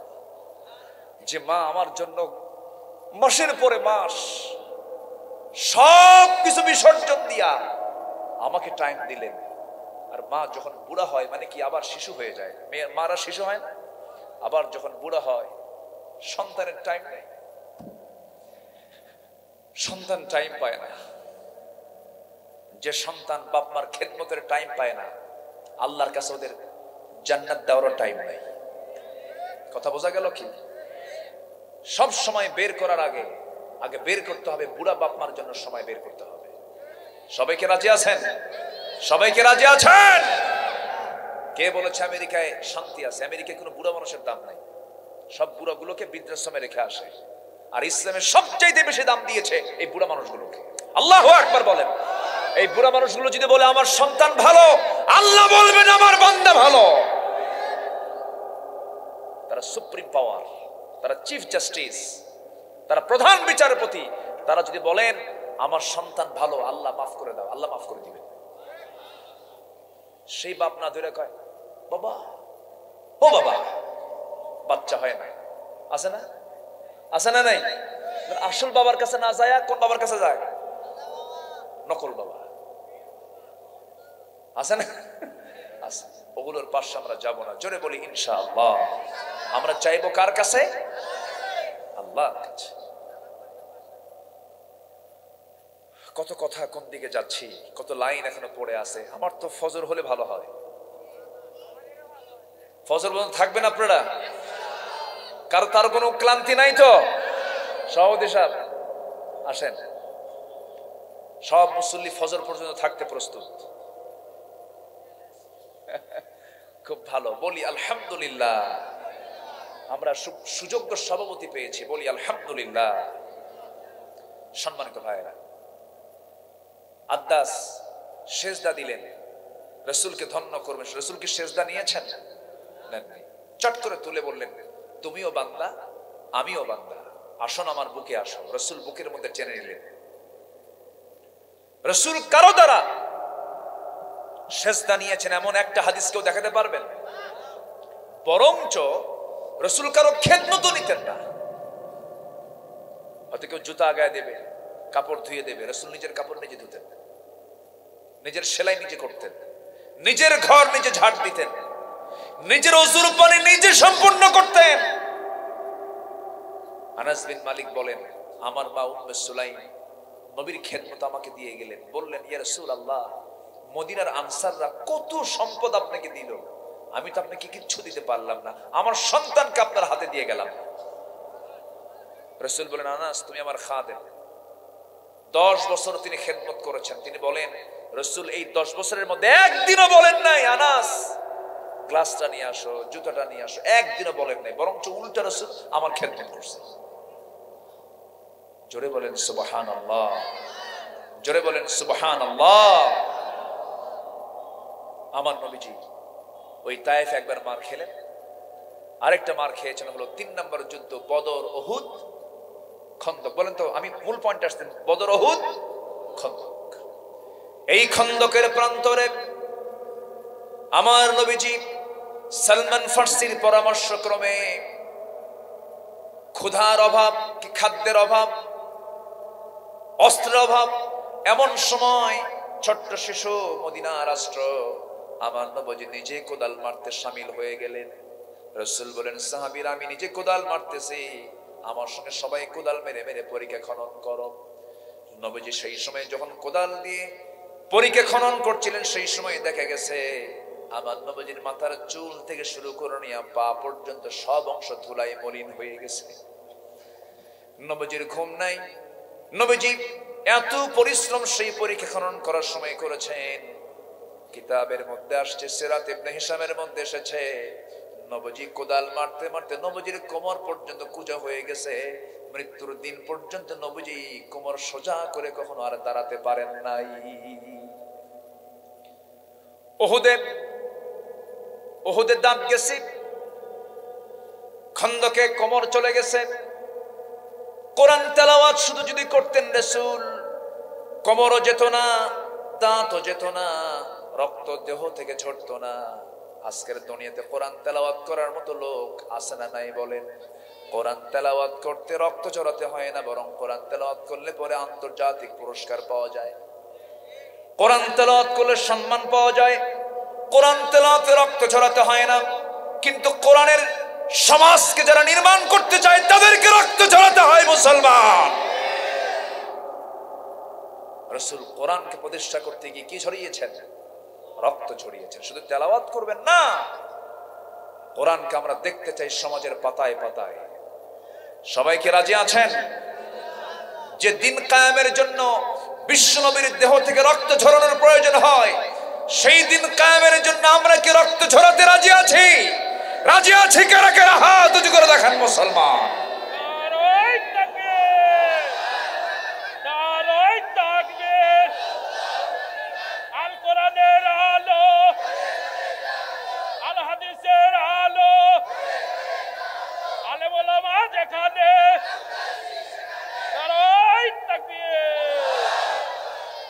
আল্লাহ কবুল করুন, জোরে বলি আমিন, আরো জোরে আমিন। আব্দুল জলিল ভাই কই যান? আব্দুল জলিল ভাই কই যাচ্ছেন? বসেন, কোনো যাওয়া টাওয়া নেই, কাউকে যেতে দেবো না। যাবেন নাকি আপনি? যেতে চাইলেও তো যেতে দেবো না, উনি যাবেই না। আলহামদুলিল্লাহ, খুব ভালো মানুষ, আলহামদুলিল্লাহ।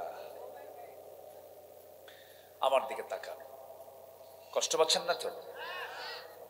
তাহলে সেই খন্দকের পরিখা খনন করছেন রাসূল খেয়ে না না খেয়ে? 4 দিন, তায়েফে 3 দিন 3 রাত, আর এখানে 4 দিন 4 রাত। পেটে পানিও যায় নাই, পানিও না। আরবে সবচেয়ে বেশি শর্ট কিসের বলেন তো? ওখানে তেল বেশি না পানি বেশি? কি বেশি? আরবে একমাত্র দেশ যে দেশের পানির দাম বেশি, তেলের দাম কম। কম। আর আমার দেশে কি পানির দাম বেশি? তাহলে আমাদের বরঞ্চ আমাদের বরকত কম না বেশি? আগামী যুদ্ধ যদি লাগে এই পানি নিয়ে যুদ্ধ হবে। বিশাল বিষয়, কত নিয়ামত ধন্য আমরা। জোরে বলি আলহামদুলিল্লাহ, জোরে বলি আলহামদুলিল্লাহ। 10 হাত নিচে গেলে কি বের হয়? পানি বের হয়। আমাদের কত নিয়ামত আমরা পাইছি, আমরা তো বুঝি না। সবই ছিল, সবই আছে, শুধু আমার দেশে নাই সৎ নেতৃত্বের শুধু অভাব, কোনো কিছুর অভাব নাই আমার দেশে, ঠিক কিনা? সব ছিল, কোনো কিছুর অভাব ছিল। এমন চোর আমার দেশে, বুঝলেন? মানুষ বেশি না চোর বেশি? চোরই বেশি। এদিকে তাকাবেন সাইকেল নেই, ওইদিকে তাকাবেন মোবাইলের পকেট থেকে মোবাইল নেই। সিরিয়াস ব্যাপার।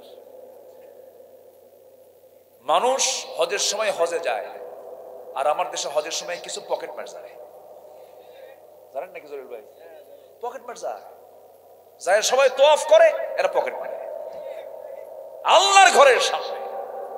তাইফে গেছে মাহফিলে, মাগরিবের সময় আমি বয়ান করবো, শুনলাম একজনের জুতা চুরি হয়েছে। ভাবলাম এই দেশেও জুতা চোর আছে। পরে চোর বের হয়েছে মেড ইন বাংলাদেশ। কথা বল, আমরা এত চ্যাম্পিয়ন, আমরা এত পারি। মালয়েশিয়ার পুলিশকে বেশি ঘুষ খাওয়ান শিখেছে কারা? বলে দিল। কিন্তু আমরা সব পারি, রাতকে দিন বানাতে পারি, দিনকে রাত বানাতে পারি। ঠকালে ভাবি কি জানেন? ঠকাইছি তো আমি চালাক। যে ঠকায় সে কি চালাক না বোকা? শুধু বোকা না, মহাবোকা, মহাবোকা সে। সম্মানিত ভাইয়েরা, মানুষ এত বড় মিথ্যা কথা বলে। এত মিথ্যা কথা কেন? মানুষ এত মিথ্যা কথা বলে আমার দেশে। আল্লাহু আকবার। এক সাহাবী বলেন, হুজুর আমাকে বেশি আমল দিয়ে না, একটা আমল দেন। রাসূল বলেন, তুই মিছা কথা ছাড়, তুই জান্নাত পাবি, যা। জোরে কোন সুবহানাল্লাহ।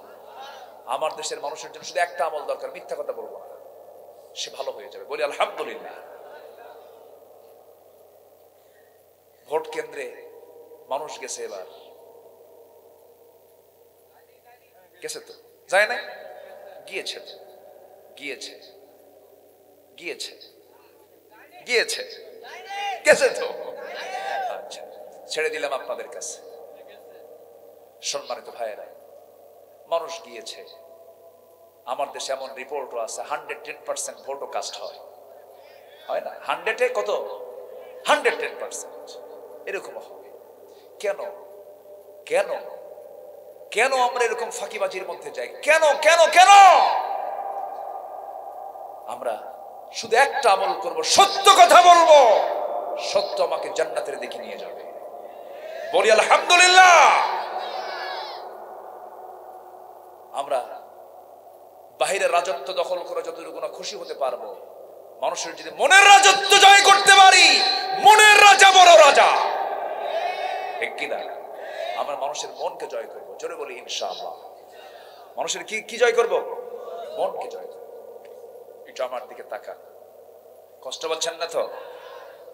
খন্দকের পরীক্ষা খনন হচ্ছে, 4 দিন নবীর পেটে কোনো খাবার নাই, খাবার পাচ্ছেন না।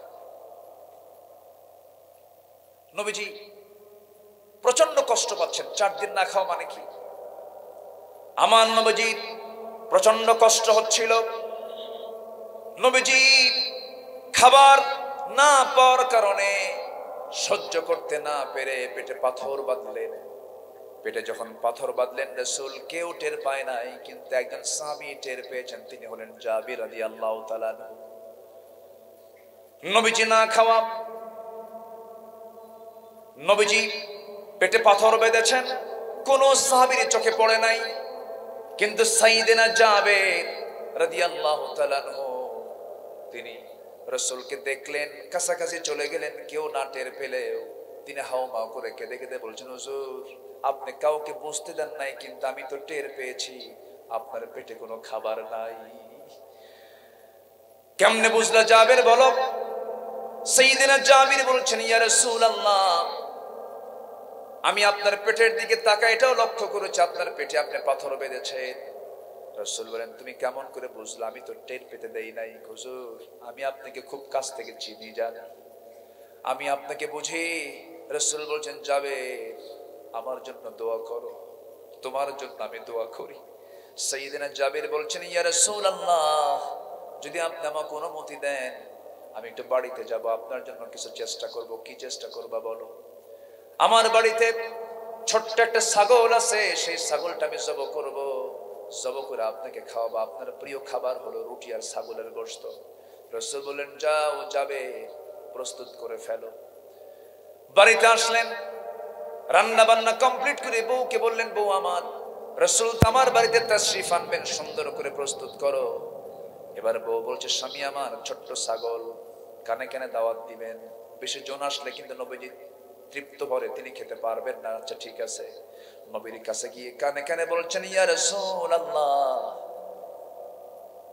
ইয়া হাবিবাল্লাহ, আমার স্ত্রী রান্না বান্না করে কমপ্লিট করেছে, 6 কেজি ওজনের ছাগল, আপনাকে যেতে হবে, এখন চলেন, কয়েকজন সাহাবীকে নিয়ে চলেন। রাসূল বলছেন ও জাবের, তুমি কি মনে করতেছো আমি এমন নেতা যে আমার কর্মীরা, আমি এমন নেতা যে আমার সাহাবীরা না খেয়ে থাকবে, আমি খাবো? অসম্ভব ব্যাপার। আমি আমার সাহাবীদেরকে ছাড়া আমি কখনো একা একা খেতে পারবো না। তুমি যেতে পারো, তবে আমি আসতে পারি। আমার নবীজি চুপ মেরে থাকলেন। কিছুক্ষণ চুপ মেরে থেকেই তিনি হঠাৎ করে দাঁড়ায় গিয়ে সাহাবায়ে কেরামকে লক্ষ্য করে বলছেন সাহাবীরা রে, সেই আমার জাবের আমাদেরকে দাওয়াত দিয়েছে, চলো সবাই মিলে আমরা জাবেরের বাড়িতে দাওয়াত খাই চলো। বলেন তো 6 কেজি ছাগল, সাহাবী 600 জন, কি অবস্থা হতে পারে বলেন তো?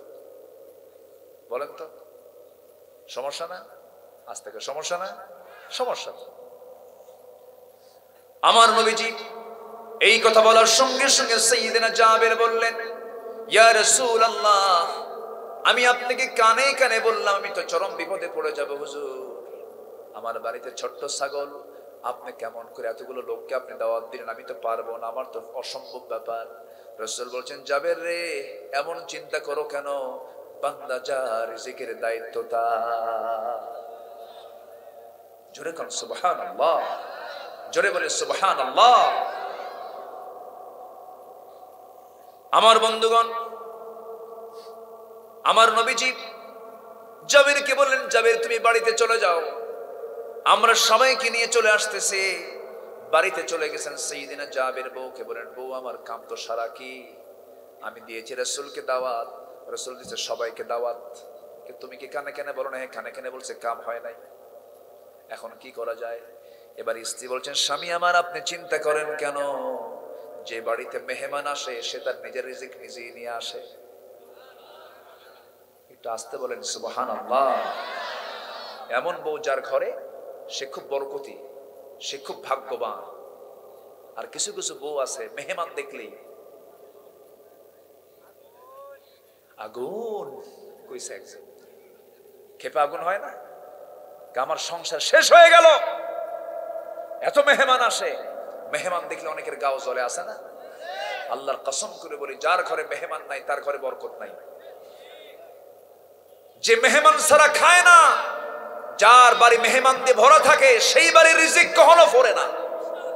আল্লাহু আকবার বলেন। মেহমান মেহমান খুব বরকত জিনিস। যে ঈমান আনলো, রাসূল বলেছেন সে যদি তার ঈমানকে টিকে রাখতে চায় সে যেন মেহমানকে অবশ্যই সম্মান করে। মেহমানের সঙ্গে যে বেয়াদবি করে সে হচ্ছে পৃথিবীর সবচেয়ে বড় বেয়াদব। মেহমান। আমার নবীজি সাইয়েদনা জাবেরকে পাঠালেন, বউ বলতেছেন আপনি চিন্তা করেন কেন, মেহমান তো মেহমানের রিজিক নিয়ে আসবে, কোনো টেনশন নাই। এক গরিব সাহাবী সাইয়েদনা তালহা, 3 মাস তার বাড়িতে বাজার নাই। বউ বললেন স্বামী আমার বাজার তো নাই, তো আপনি এই যে কিছু টাকা আপনার কাছ থেকে কয়েন দিনে দিনে জমা করছে, এই টাকাগুলো জমা হয়েছে, আজকে বাজার করে আনবেন, তৃপ্তি ভরে সন্তানদের নিয়ে খাবো। আচ্ছা ঠিক আছে। ব্যাগটা হাতে নিয়ে টাকাগুলো নিয়ে বাজারে গেছেন। আজান দিচ্ছে, এখন বাজার আগে না নামাজ আগে? নামাজে গেছেন, জোহর আসর মাগরিব এশা সব হয়ে গেছে, বাজার নাই। নবীজি ফেরার সময় বললেন তালহা এদিকে আসো, এই যে আমার এক সাহাবী বাদ আছে, সব সাহাবী ভাগ করে দিছি, মেহমান ভাগ করে দিছি, তুমি শুধু একজন মেহমানকে যাও নিয়ে যাও, মেহমানদারি করো, ওদিকে বাজারই নাই কিন্তু 3 মাস যাবত। উপরন্তু একটা মেহমান ঘাড়ে করে নিয়ে বাড়িতে চলে গেছে ফাঁকা ব্যাগ নিয়ে। দরজায় ডাক দিচ্ছে, বউ আমার দরজা খুলো। দরজা খুলে আমাকে সালাম কালাম দিয়ে বলতেছে, শোনো বাজার কিনতে হয়নি, মেহমান সাথে নিয়ে আসছে একটা। কি কথা কি বুঝতেছেন? এরকম কাজ যদি আমরা করে আমাদের বাড়িতে ঢুকি 144 জারি হবে। তো তোর একদিন না হয় আজকে আমার একদিন। কি করা যায়? এই কথা বলা মাত্রই সেই সাহাবী তালহার স্ত্রী বলছেন, আলহামদুলিল্লাহ মেহমান আসছে, কোনো টেনশন নাই, আপনি ভিতরে বসেন। স্বামী কয়, ঠিক আছে সমস্যা নাই, কিন্তু কি খাও বা কও, নাই তো কিছু। মুস্কি হাসি মেরে স্ত্রী তার স্বামীকে আস্তে করে বসিয়ে দিলেন। বসিয়ে দিয়ে বলছেন, স্বামী আমার, সকালবেলা আপনাকে সন্তুষ্ট করতে পারলে সন্ধ্যা পর্যন্ত ফেরেশতারা দোয়া করে, সন্ধ্যায় সন্তুষ্ট করতে পারলে সকালবেলা পর্যন্ত ফেরেশতারা আমাদের জন্য দোয়া করে। আপনি আমার স্বামী, আমি আপনাকে কটু কথা কেন বলবো? বাজার নাই, আবার পরে বাজার হবে, কোনো সমস্যা নাই। মেহমান এসেছে, কোনো চিন্তা করবেন না। ওই যে তুষের একটা বস্তা দেখতেছি, তুষের বস্তার নিচে নামায় দেন। তুষের বস্তা নিচে নামায় দেওয়া হলো। জানলা দিয়ে চালতে চালতে চালতে চালতে মোটে কিছু খুদ বের হলো।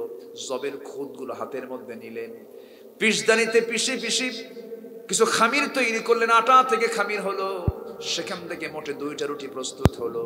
2 রুটি বানায় দিয়া স্বামীকে ডাক দিয়ে বলে, স্বামী এই 2টা রুটি মেহমানের সামনে দিয়ে দেরি না করে চট করে বের হয়ে চলে আসবেন।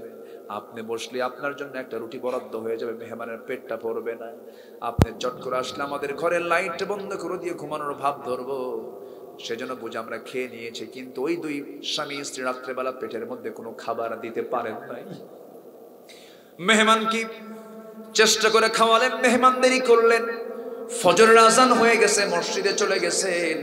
মসজিদে যাওয়ার পর রাসূল নামাজ পড়াচ্ছেন। নামাজ শেষান্তে সব বিদায় নিলেন।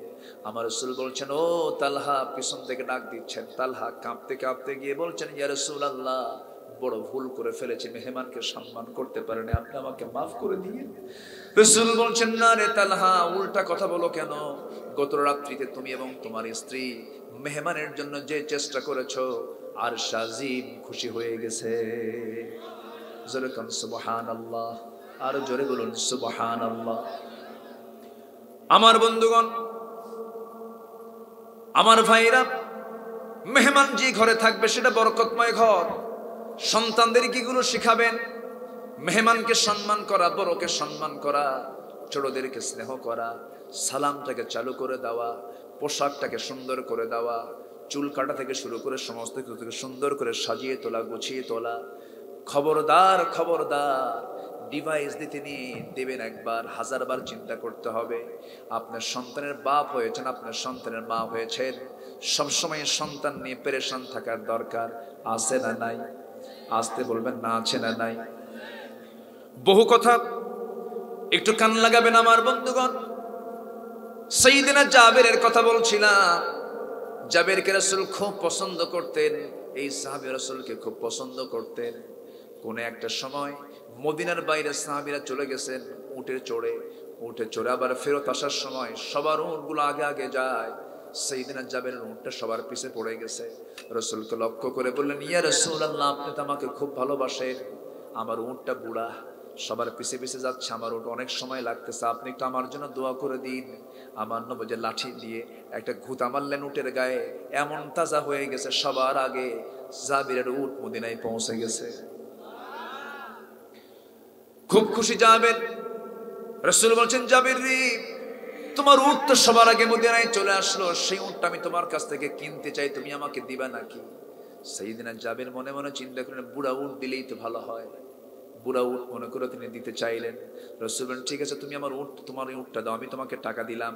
উটটা কিনে নিলেন, টাকাটা তার হাতে দিয়েই বলছেন, যাবে, তুমি আমাকে না দারুণ ভালোবাসো, তুমি আমার জন্য পেরেশান হও, তুমি আমাকে দারুণ মহব্বত করো, পছন্দ করো, আমি তোমার কাছ থেকে টাকা দিয়ে উট কিনে নিয়েছি, উটটা আমি কেন নেব? জাবের রে, তোমাকে টাকাও দিলাম, তোমার কাছ থেকে কিনে নেওয়া উট আমি তোমাকে হাদিয়া দিয়ে দিলাম। নবীজি সবার সঙ্গে মিশে যেতেন, ফ্রি হয়ে যেতেন। জাবিরের বাবা ঋণ করে দুনিয়া থেকে বিদায় নিয়েছেন, ঋণদাতা বাড়ি এসে সব ভরে গেছে। সাইয়েদনা জাবের রাদিয়াল্লাহু তাআলা আনহু দূর মেরে নবীর কাছে এসে বলছেন, ইয়া রাসূলুল্লাহ, আমার আব্বাজান ঋণ করে দুনিয়া থেকে বিদায় নিয়েছেন। ঋণদাতা যারা, তারা তো আমাকে চরম টেনশনের মধ্যে ফেলে দিয়েছে, কি করা যায়? রাসূল বললেন, জাবের তো ঋণ মানে আমার ঋণ, চিন্তা করিস না রে জাবের, ব্যবস্থা করছি, চল। তোর কি আছে হুজুর? আমার একটা খেজুর বাগান আছে, কিন্তু খেজুর বাগানে কোনো খেজুর নাই এখন। রাসূল বললেন, তুই আমাকে নিয়ে যা। তিনি তার বাগানের এক দিক দিয়ে ঢুকলেন, আরেক দিক দিয়ে বের হলেন। গোটা খেজুর বাগান টসটসে খেজুর দিয়া সব ভরে গেছে। এক খেজুর বাগান থেকে সমস্ত ঋণ শোধ হয়ে গেল, আরো কিছু খেজুর রয়ে গেছে। নবীজি সাহাবায়ে কেরামদেরকে যেমন ভালোবাসা দিয়েছেন, সাহাবীর রাসূলকে তেমনই ভালোবাসা দিয়েছেন। আমার বন্ধুগণ, আমাদের জীবনে বন্ধু হবে তিনজন। নাম্বার 1 কে? আজ তো নাম্বার 1 কে। নাম্বার 2 হচ্ছেন মুহাম্মদ সাল্লাল্লাহু আলাইহি ওয়াসাল্লাম। নাম্বার 3 হলো যারা ঈমানদার, পরস্পর যারা ঈমানদার তাদেরকে আমাদের মহব্বত করতে হবে। দুনিয়াতে যারা একটা ভালো বন্ধু আছে, এবং ভালো বন্ধুর যে কি দাম, ভালো বন্ধু কিয়ামতের দিনও আমার আপনার উপকারে আসবে। কারণ যে বান্দা জান্নাত পেয়ে যাবে, ওই জান্নাতি বান্দাকে আল্লাহ আস্তে করে ডাক দিয়ে বলবেন, তুই তো জান্নাত পাইছিস রে বান্দা, তোর কি কোনো বন্ধু বান্ধব নাই? খেয়াল, আমার তো কিছু বন্ধু বান্ধব আছে দুনিয়াতে। আল্লাহ বলবেন, তুই তো শুধু জান্নাত পাবি না, যা তুই তোর বন্ধুদেরকে নিয়ে একসঙ্গে জান্নাতে চলে যা। গাঁজাখোর বন্ধু না, কথা বোঝেন না? গাঁজাখোর না, ভালো বন্ধু হতে হবে। কি বন্ধু হতে হবে? ভালো বন্ধু। যে বন্ধুর দিকে তাকালে নবীর কথা মনে হয়, যে বন্ধুর দিকে তাকালে আখিরাতের কথা মনে হয়, সেই বন্ধুকে আমার বন্ধু বানাতে হবে, সেই লোকটাকে আমার বন্ধু বানাতে হবে। আল্লাহ তুমি সবাইকে বোঝার তৌফিক দাও। জোরে বলি আল্লাহুম্মা আমিন, আরো জোরে আল্লাহুম্মা আমিন। শেষ করে দেব, চালাবো? আলহামদুলিল্লাহ। তাই বাড়ি যাবেন না আপনারা? তাহলে আমি যাই, আমিও যাবো না। পড়া বাদ দিয়া কাম সারছে। 2 দিন পরে পরীক্ষা। আল্লাহু আকবার। এসএসসি পরীক্ষা। জি, আমরা দোয়া করবো আব্বু, দোয়া হবে, লিখে দেবে। তো দোয়া তো তোমার জন্য করলে আমার মেয়ের জন্য দোয়া হয়ে যাবে, সবার জন্য দোয়া করবো। এই ওঠেকে ধরেন তো, এই ধরেন তো, এই বসেন বসেন। রাগ করতেছে? রাগ করা যাবে, আমি এটা মজা দিয়ে বললাম। আবার ভাববেন না যে এটা আবার কেমন হুজুর রে বাবা, এটা মনে করবেন না। ওই যে বাচ্চা যদি ওষুধ না খেতে চায়, তখন মা কি করে? একটু বুঝায়, মা বুঝায়, আব্বা খা, ওষুধটা খা, তোর জ্বর কমে না, খা বাবা খা। বারবার বুঝায়, যখন কাম হয় না তখন কি করে? 2 পা আর 2 হাত শক্ত করে ধইরা মুখের মধ্যে খাওয়া ওষুধ ঢুকে খা। এর মানে কি? মহব্বত নাই? মহব্বত আছে না নাই? আমি যে এইটা যে ধমকাচ্ছি, এটা কিন্তু ধমক না, এটা যে মহব্বত। থাকেন, আমরা একসঙ্গে দোয়া করি। জোরে বলি ইনশাআল্লাহ। আমরা এমন টাইম পার করবো না যে টাইমে ফজর নামাজ নষ্ট হবে। সব দিকে আমরা তাকাবো, সব দিকে আমরা তাকাবো। জোরে বলি ইনশাআল্লাহ। আমার দিকে তাকাবো। আল্লাহ তাআলা বলছেন, আমার অফিস তোকে সিদ্দিক খেতাব দেবে, আমার অফিস তোকে সিদ্দিক খেতাব দেবে, সেই সার্টিফিকেট নিয়ে তুই জান্নাতে চলে যাবি। যেরকম সুবহানাল্লাহ। 2টা কাজ। কয়টা কাজ? 2টা কাজ। আল্লাহ রাব্বুল আলামিন সূরাতুল হুজরাতের শেষ আয়াতের দিকে বলছেন, শেষ দিকে বলছেন, 15 নম্বর আয়াতে বলছেন, ইন্নামাল মুমিনুনাল্লাযীনা আমানু বিল্লাহি ওয়া রাসূলিহি থুম্মা লাম ইয়ারতাবু ওয়া জাহাদু বিআমওয়ালিহিম ওয়া আনফুসিহিম ফি সাবিলিল্লাহ উলাইকা হুমুস সাদিকুন। জোরে বলুন আল্লাহু আকবার। আল্লাহ তাআলা বলছেন, ওই সমস্ত বান্দারা প্রকৃত মুমিন, প্রকৃত ঈমানদার, যাদের মধ্যে 2টা গুণ পাওয়া যাবে, যারা বিশ্বাস করবে, ঈমান আনবে। কার উপরে? আসতে বলবেন না, কার উপরে? আল্লাহকে আমরা বিশ্বাস করে নিয়েছি, দেখে না না দেখে। বলেন দেখে না না দেখে। আমরা এই দুনিয়াতে অনেক কিছু আমরা দেখি না, কিন্তু বিশ্বাস করে নিয়েছি। বিদ্যুৎ দেখা যায় না, বাতাস দেখা যায় না, ইথার দেখা যায় না, মধ্যাকর্ষণ শক্তি দেখা যায় না। দেখা যায়? মার পেটে ছিলাম কয় মাস, মার পেটে ছিলাম কয় মাস, দেখছি আমরা, দেখছি আমরা, দেখি না, কিন্তু বিশ্বাস করি না? বিশ্বাস করি। তাহলে না দেখে আমরা বাতাস বিশ্বাস করি, বিদ্যুৎ বিশ্বাস করি। আল্লাহর সৃষ্টি যদি অদৃশ্য হয়, আল্লাহকে এই দুনিয়াতে কোনো বান্দা দেখতে পারবে না। বান্দাকে দেখার ক্ষমতা পাবে বান্দা জান্নাতে গিয়ে আল্লাহকে। আল্লাহু আকবার বলেন। আমরা আল্লাহকে দেখবো না ইনশাআল্লাহ? কোথায় দেখবো বলেন? কোথায় দেখবো? জান্নাতে। জোরে বলি ইনশাআল্লাহ। আমরা জান্নাতের বাজারে আমরা একসঙ্গে থাকবো। আসতে কয়, আরো জোরে বলি ইনশাআল্লাহ। দেখা হবে না ইনশাআল্লাহ? নামাজ না পড়া 5 ওয়াক্ত নামাজ পড়বেন, কার একটা হাত তুলে দেখায়। দেখেন তো কারা কারা হাত তোলে না। 5 ওয়াক্ত নামাজ কারা কারা পড়বেন? হ্যাঁ, কারা কারা আজকের থেকে আর নামাজ ছাড়া যাবে না? বান্দায়ে খারার এই বাজারে আমরা সিদ্ধান্ত নেব 5 ওয়াক্ত নামাজ। কার হুকুম এটা? কার হক? কার হক? সেজদা দেওয়া কার হক? বলেন সবাই, ইয়া আল্লাহ, আমাদেরকে 5 ওয়াক্ত সালাত আদায় করার তৌফিক তুমি আল্লাহ দিয়া দাও। জোরে বলি আমিন। আরো জোরে আমিন, আরো জোরে আমিন। কষ্ট পেলেন? সবার বাড়িতে মা বোন আছে না নাই?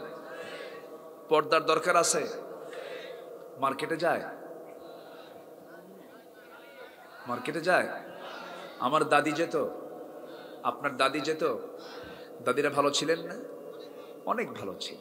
সকালবেলা কোরআন পড়তেন। আমার দাদিকে দেখেছি, কোরআন পড়তেন। সূর্য না ওঠা পর্যন্ত মুসাল্লা থেকে উঠতেন না, যায় নামাজ থেকে উঠতেন না। আর এখন ভাবিরা ঘুম থেকে উঠেই হলো মাত্র বেলা 11টায়। আমি কি ভুল বলতেছি? সারা রাত সিরিয়াল মারছে, সিরিয়াল সিরিয়াল। হ্যাঁ, সব ইন্ডিয়ান সিরিয়ালগুলো। হ্যাঁ, দেখে দেখে গোটা রাত করে সকাল 11টার দিকে উঠে একটু এইদিকে ব্রাশ, এইদিকে ব্রাশ, ব্রাশ টাশ মেরে রাত বিকাল 3টার দিকে বলে চলো না একটু মার্কেটিং করে আসি। স্বামী বলে না আমি যাব না, তুমি একাই যাও। স্বামীও কম দুষ্ট না, কিন্তু ওটাও দুষ্ট নাম্বার 1, ওটাও বদমাইশ। বইয়ের ছবি, অর্ধলগ্ন ছবি ফেসবুকে পোস্ট করে বলে, প্রিয় ভাইয়েরা আসুন আমার বউটা সবাই মিলে জামাতের সাথে দেখি। আসে না বদমাইশ কিছু? আসে না? আবার বউ সামনে দিয়ে বলে, দেখো তোমার বউটা দেখতে সুন্দর না? থাপড়ায় একদম 32 জাত ভাঙা দরকার। আসে না? নয়, তোর বউ তুই দেখ, তুই দেখাবি কেন? তোর সম্পদ না এটা? মানুষকে দেখাবি কেন? আছে কিনা? এরকম আছে কিনা বলেন? এগুলো ঠিক না। মার্কেটে চলে যায় কিছু কিছু মহিলা, স্বামীকে বলে তুমি কি মার্কেট বুঝো কিছু? তুমি তো কচু বুঝো। 300 টাকার শাড়ি 1000 টাকা দিয়ে নিয়ে আসো, থাও তোমার সংসার, দাও মার্কেট থেকে ঘুরে আসি। বাচ্চা 1.5 বছর বয়স, তুমি করে নাও, তুমি দুধ খাও। স্বামীর কোলে দিয়া ফিডার একখান বুঝাইয়া দিয়া চলে গেল ঢং ঢং করে মার্কেটে। আছে না? চুল ছেড়ে দিয়া, আশকারা মাস্কারা, কপালে টিপ, একেবারে মাথা থেকে পা পর্যন্ত সব ঢেকে ঢুকে, নাকি ঢেকে ঢুকে সব খুলে মেলে, সব খুলে মেলে চলে গেছে দোকানদারের সামনে গিয়ে বলে দোকানদারকে, ভাইয়া একটা শাড়ি দেখানো যাবে কি? মানে এমন টান মারছে দোকানদারের কামসারা, ওর যত অসুখ ছিল সব অসুখ জেগে উঠছে। দোকানদার শাড়ি একখান বের করে নিজের গায়ে লটকা দিয়ে বলে, আপা এই শাড়ি কিন্তু আপনাকে দারুণ মানাবে। ওটা আরেক বদমাইশ। আছে না নাই? এই নোংরামিগুলো চলছে শিশু পার্ক গুলোতে। শিশু না শিশুর খালারা? কারা কারা কারা কারা? শিশু পার্ক নাম না দিয়ে ওখানে লেখা থাকবে কি? খালাম্মাদের পার্ক। শিশু তো নাই। সব শিশুর মায়েরা বসে আছে ওখানে যায়, আকাম কুকাম আজকের সমাজে সব চলছে। এগুলোকে প্রতিহত করার জন্য যুবক তোমাদেরকে এগিয়ে আসতে হবে। তোমরা আগে এসো, জাতি পরিবর্তন হয়ে যাবে। যুবকরা আদর্শ দিয়ে মোকাবেলা করবা। বিয়ার প্রয়োজন হবে, বাপ মাকে গিয়ে বলবা সোজা, পিছনের দরজা দিয়ে যাবা না। ও বিবাহ পূর্ব রিলেশন করবা না। বিবাহ পূর্ব রিলেশন মানে কি জানো? ও কাম হবে না। আমি দেখি নাই যে অবৈধ সম্পর্কের উপর ভিত্তি করে পরিবার গঠন করে সেই পরিবার থেকে ভালো কোনো বান্দা বের হয়েছে। বিছন ভালো হলে কি বোঝা যায়? বোঝা যায়, কথা বোঝা যায়। হ্যাঁ, বিছন খারাপ নেওয়া যাবে না, ভালো করতে হবে। সুন্দর করে বিয়ে শাদী করবা, আব্বা আম্মাকে বলবা। কিছু কিছু ছেলে আছে আবার ইউনিভার্সিটিতে গিয়ে ওরাই সব ঠিকঠাক করে। বিয়ে শাদী করে পরের দিন আব্বাকে ফোন দিবে, আব্বু রাগ করো না, গতকাল কিনা আমি বিয়ে করে নিয়েছি। কত বড় হারামজাদা দেখে। আছে না এগুলো? আছে না নাই? এগুলো করা যাবে না। বিয়ের দরকার, তোমার বিয়ের প্রয়োজন। বিয়ের সম্পর্ক ক্যারিয়ারের সাথে না যৌবনের সাথে? ভালো করে বলো, কিসের সাথে? আমার আগে আমার অনুজ মিসবাহুদ্দিন খুব দামি কথা বলেছে। রিজিক বাড়াতে চাও, পরিশ্রম করো। বলছে না? পরিশ্রম করো। সেকেন্ড, বিয়ে করো, আল্লাহ তোমার রিজিক বাড়ায় দিবে। যেরকম সুবহানাল্লাহ। অনেকে আছে বিয়ে করতে চায় না, হুজুর বিয়ে করে খাওয়াবে কি? মানে বউ মনে হাতি, খুব টেনশন ওর। খাওয়াবেন কে? আসতে বলবেন, খাওয়াবেন কে? আল্লাহ খাওয়াবেন। কোনো টেনশন নাই এগুলো নিয়ে। কারণ তোমার যৌবনকে নষ্ট করা যাবে না, যৌবনকে কখনো কলঙ্কিত করা যাবে না। আবার কিছু বাপ মা আছে দুষ্ট। ছেলে যদি গিয়ে বলে, আব্বা নামাজ কালাম পড়ি, ফিতনা ফাসাদের যুগ, বিয়েটা করাও। কিসের বিয়ে রে তোর? কিসের বিয়ে? এক পায়ে দাঁড়াও, কি অন্যের পায়ে দাঁড়ায় আছে নাকি? হ্যাঁ, নিজের পায়ে দাঁড়াও, কি অন্যের পায়ে দাঁড়ায় আছে? দেখেন, কথা সত্য কইছে। হ্যাঁ ঠিক আছে, ভালো, তোমাকে ধন্যবাদ। রাসূল বিয়ে করেছেন 25 বছর বয়সে। অনেকে বিয়ে করে 50 বছরে, বাচ্চা হয় 60 বছরে। ওই বাচ্চা নিয়ে যখন রাস্তায় হাঁটে, ওই ছেলে আর বাপ যখন যায়, কেটে কে? এটা তোমার দাদা না নানা? এগুলো দরকার নাই। জীবন রিস্কের দায়িত্ব, ফায়সালা কার? আসতে বলবেন না, কার? বড় বড় মহান ব্যক্তিদের জীবন দেখেন। এদেশের স্বাধীনতার স্থপতি বঙ্গবন্ধু শেখ মুজিবুর ইতিহাস দেখেন। দেখেন ইতিহাস, যারা বিখ্যাত বিখ্যাত ব্যক্তি, তারা তাদের যৌবনকে নষ্ট করে নাই। যৌবনকে তারা কাজে লাগিয়েছে, অন্য কোন জায়গায় গিয়ে নিজের যৌবনকে নষ্ট করে নাই। নিজের যৌবনকে মাস্টারবেশন করবা না, পর্নোগ্রাফি দেখবা না, খারাপ কিছু দেখবা না। ফ্রন্টাল সেল নষ্ট হবে, ব্রেন নষ্ট হয়ে যাবে। মাস্টারবেশন করবে, শুক্র নষ্ট হয়ে পুরুষত্ব হারিয়ে ফেলবে, সন্তানের বাবা হওয়ার যোগ্যতা হারিয়ে ফেলবে। এগুলো করবা না। এগুলো ফ্রিলি বলতেছি, যুবকরা মন খারাপ করতেছো নাকি তোমরা? এগুলো খেয়াল করবা। আল্লাহ তুমি সবাইকে বোঝার তৌফিক দাও। জোরে বলি আল্লাহুম্মা আমিন। আজান দিলি কই যাবা? বন্ধু সেই খুঁজবা যে বিড়ি খায়। এই বলো বলো, বিড়ি খাও বন্ধু খুঁজবা? আল্লাহওয়ালা বন্ধু খুঁজবা। আর মাথার চুল ঠিক রাখবা। চুল কিন্তু ঠিক নাই, মাথার চুল ঠিক রাখতে হবে। মাথার চুল দেখছেন এখন যুবকদের?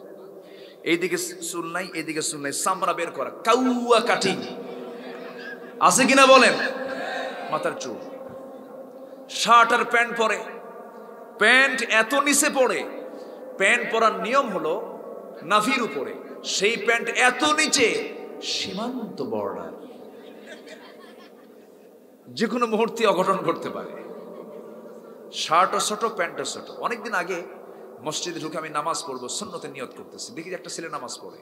তো ভাবলাম দেখি নামাজ কেমনে পড়ে। রুকুতে যখন গেল তখন দেখি শার্ট উপরে, প্যান্ট নিচে, মাঝখানে নাই। তো ভাবলাম আমি তো রুকু দেখি সেজদায় কি হয়। সেজদায় যখন গেছে তখন দেখি প্যান্ট খুইলা আন্ডার প্যান্ট বেরিয়েছে। আছে না নাই? এগুলো পোশাক পরা যাবে না। আচ্ছা, এগুলো কথা বলার কি দরকার আছে আমার? এগুলো বাদ দাও। আল্লাহ তুমি সবাইকে বোঝার তৌফিক দিয়ে দাও। আজান হবে, কোথায় যাবা? বন্ধু খুঁজবা। বেনামাজি না নামাজি? একজন যুবকের কখনো বউ ছাড়া কোনো গার্লফ্রেন্ড থাকতে পারে, যার গার্লফ্রেন্ড আছে সে বদমাইশ, ঠিক কিনা? আবার যুবক যুবককে বলে, এই তোর কি কোনো গার্লফ্রেন্ড আছে রে? না, তো তুই তো মানুষই না। আসেন এরকম আছে না নাই বলেন? এগুলো হারাম। হারাম রিলেশন কখনো করবা না, আরাম পাবা না, শান্তি পাবা না, পেঁচ লেগে যাবে, ধ্বংস হয়ে যাবে। ওয়ালা তুলকু বিআইদিকুম ইলা তাহলুকা, নিজকে তুমি ধ্বংসের দিকে ঠেলে দিও না। মুসলিম ইসলামকে লালন করে চলতে হবে। আল্লাহ তুমি সবাইকে বোঝার তৌফিক দাও। আসেন, বহু কথা বলা হয়ে গেল, শুধু 2টা গুণ আমরা শিখে নিয়েই আক্ষরিকভাবে আমরা শেষের দিকে যাচ্ছি। নাম্বার 1 হলো যারা ঈমান আনবে, আর নাম্বার 2 হলো যারা জিহাদ করবে। কার পথে? আসতে বলবেন না, কার পথে? এই 2টা কাজ যারা করবে, আল্লাহ তাআলা বলছেন উলাইকা হুমুস সাদিকুন, এরাই হচ্ছে আমার দফতর থেকে সিদ্দিক খেতাব পেয়ে যাবে। যেরকম সুবহানাল্লাহ। ঈমান আনা সহজ, জিহাদ করা কঠিন। সব ইমানদার জিহাদে অংশগ্রহণ করতে পারে না, তখন তারা হয়ে যায় মুনাফিক। যে ইমানদার জিহাদের তামান্না রাখে না, তার মরণ হলো মুনাফিকের মরণ। এই জন্য এই 2টা জিনিসকে আল্লাহ তাআলা এক জায়গায় করেছেন। আল্লাহ তুমি সবাইকে আমল করার তৌফিক দিয়ে দাও। আমি আর সময় বাড়াবো না, আমরা 12টার মধ্যেই ক্লোজ করে ফেলবো। যা হয়েছে বলি আলহামদুলিল্লাহ। গতকালকে আমি ছিলাম নড়াইল, আজকে নওগাঁ, আগামীকালকে মাশাআল্লাহ আবার যশোর মাহফিল দিনের বেলা। শুধুমাত্র আমার আব্দুল জলিল ভাইয়ের এই উনি মালয়েশিয়া থেকে ধরছে আমারে আর ছাড়তেছে না, এমন পিছু লাগছে, শেষ পর্যন্ত আমি এসেছি। মনে হয় রাগ করছেন আপনারা? খুশি হয়েছেন তো? আল্লাহ যেন খুশি হন, আল্লাহ যেন আমাদের এই সম্পর্ক যেন হাসর পর্যন্ত গড়িয়ে দেন। কিন্তু আমার নবীর কিন্তু ছাগল খাওয়া হয়নি এখন। মনে আছে আপনাদের? মনে আছে আপনাদের? কেউ তো বললেন না। ও, বসে আছেন আপনারা, শুনবেন? একটু বলে দেই। আমি সব দিকে চিন্তা করছি, নামাজের দিকে তাকাতে হবে। আমার রাসূল 600 সাহাবী নিলেন। কয়শো বলেন তো? 600। আমি এক লাইনে শেষ করে দিচ্ছি। আমার নবীজি 600 সাহাবী নিয়ে চলে গেলেন জাবিরের বাড়িতে গিয়ে সালাম দিয়ে বলছেন, জাবির, তোমার বউকে আমার সালাম জানিয়ে বলবে তার তৈরি করা যে হাড়িতে রান্না বান্না করেছে, ছাগলের গোশত রান্না বান্না করেছে, সেই হাড়ির ঢাকনা যেন না সে সরায়া ফেলে। রুটিগুলো রান্না বান্না করে যে পাত্রে রেখে দিয়েছে, সেই পাত্রে ঢাকনা যেন না টান দেয়। আজকে বন্টনের দায়িত্ব আমি কাউকে দেব না, আমি রাসূল নিজে বন্টনের দায়িত্ব গ্রহণ করে নিলাম। নবী আগে খেতেন না খাওয়াতেন? আজ থেকে খেতেন না খাওয়াতেন? এমনকি বাড়ির কোনো বউ পর্যন্ত বলতে পারে নাই। মা আয়েশা বলেন, আমি রাসূলকে কখনো আগে খাওয়াতে পারি নাই, রাসূল আমাকে আগে খাওয়ায়া দিতেন। যেরকম সুবহানাল্লাহ। আমি রাসূলকে সহজে আগে সালাম দিতে পারতাম না, রাসূল আমাকে আগে সালাম দিতেন। যদি এই ধরনের চরিত্র যদি স্বামীদের থাকে, এই বউগুলো হয়ে যাবে সবচেয়ে ভালো বউ। কিন্তু স্বামীদের ব্যবহার তো খারাপ। রাত 3টার দিকে যায় বাড়িতে, ডাক দেওয়ার সাইজ দেখছেন? সালাম তো নাই। এই খোল, ভাত দে, শুয়ে পড়বো, ভাল লাগে না। আসেন এরকম, আসে না? আসেন এরকম অদ্ভুত? বলেন তো, এই আচরণ থাকলে কি কোনদিন ব্যবহার ভালো হবে? বউ মনে মনে করবে, আল্লাহ এর কাছে কি আজরাইল পাঠা দিতে পারো না? আমার রাসূল রাত গভীর রাতে আসতেন, দরজায় ডাকতেন না, আস্তে আস্তে করে দরজা খুলতেন। আম্মা জান আয়েশা বলেন, শুধু আমার ঘরের সামনে একটা কাঠের দরজা ছিল, আর সমস্ত স্ত্রীর ঘরে ছিল সালার চট। কিসের চট? সালার চট। আস্তে করে খুলতেন, এসে শুধু দেখতেন খাবারের পাত্রে খাবার টাবার আছে নাকি। আমাকে ডাকতেন না, খাবারগুলো দেখতেন আছে কিনা। খাবার না থাকলে শেষ রাতের দিকে পানি পান করে রোজার নিয়ত করতেন, পাশে আস্তে করে শুয়ে পড়তেন, আবার ঘুম নষ্ট করতেন না। সুবহানাল্লাহ বলবেন না? চরিত্র সুন্দর হলে সব সুন্দর হয়ে যায়। আমাদের সমস্ত জীবনকে আমরা সুন্দর করে ফেলবো নবীর চরিত্র দিয়ে। জোরে বলি ইনশাআল্লাহ। নবীজি খেতেন আগে না খাওয়াতেন আগে? খাওয়াতেন। আমার রাসূল কিন্তু নেতা ছিলেন। আজকের নেতাগুলো আগে খায় না খাওয়ায়? আচ্ছা, তাহলে নবীর চরিত্রের দিকে আমরা ফিরে যাব। জোরে বলি ইনশাআল্লাহ। আমার নবীজি বললেন, যাবেন তোমার হাড়ি পাতিলগুলো কোথায়? হুজুর অমুক জায়গায়, আমাকে নিয়ে যাও। চলে গেলেন।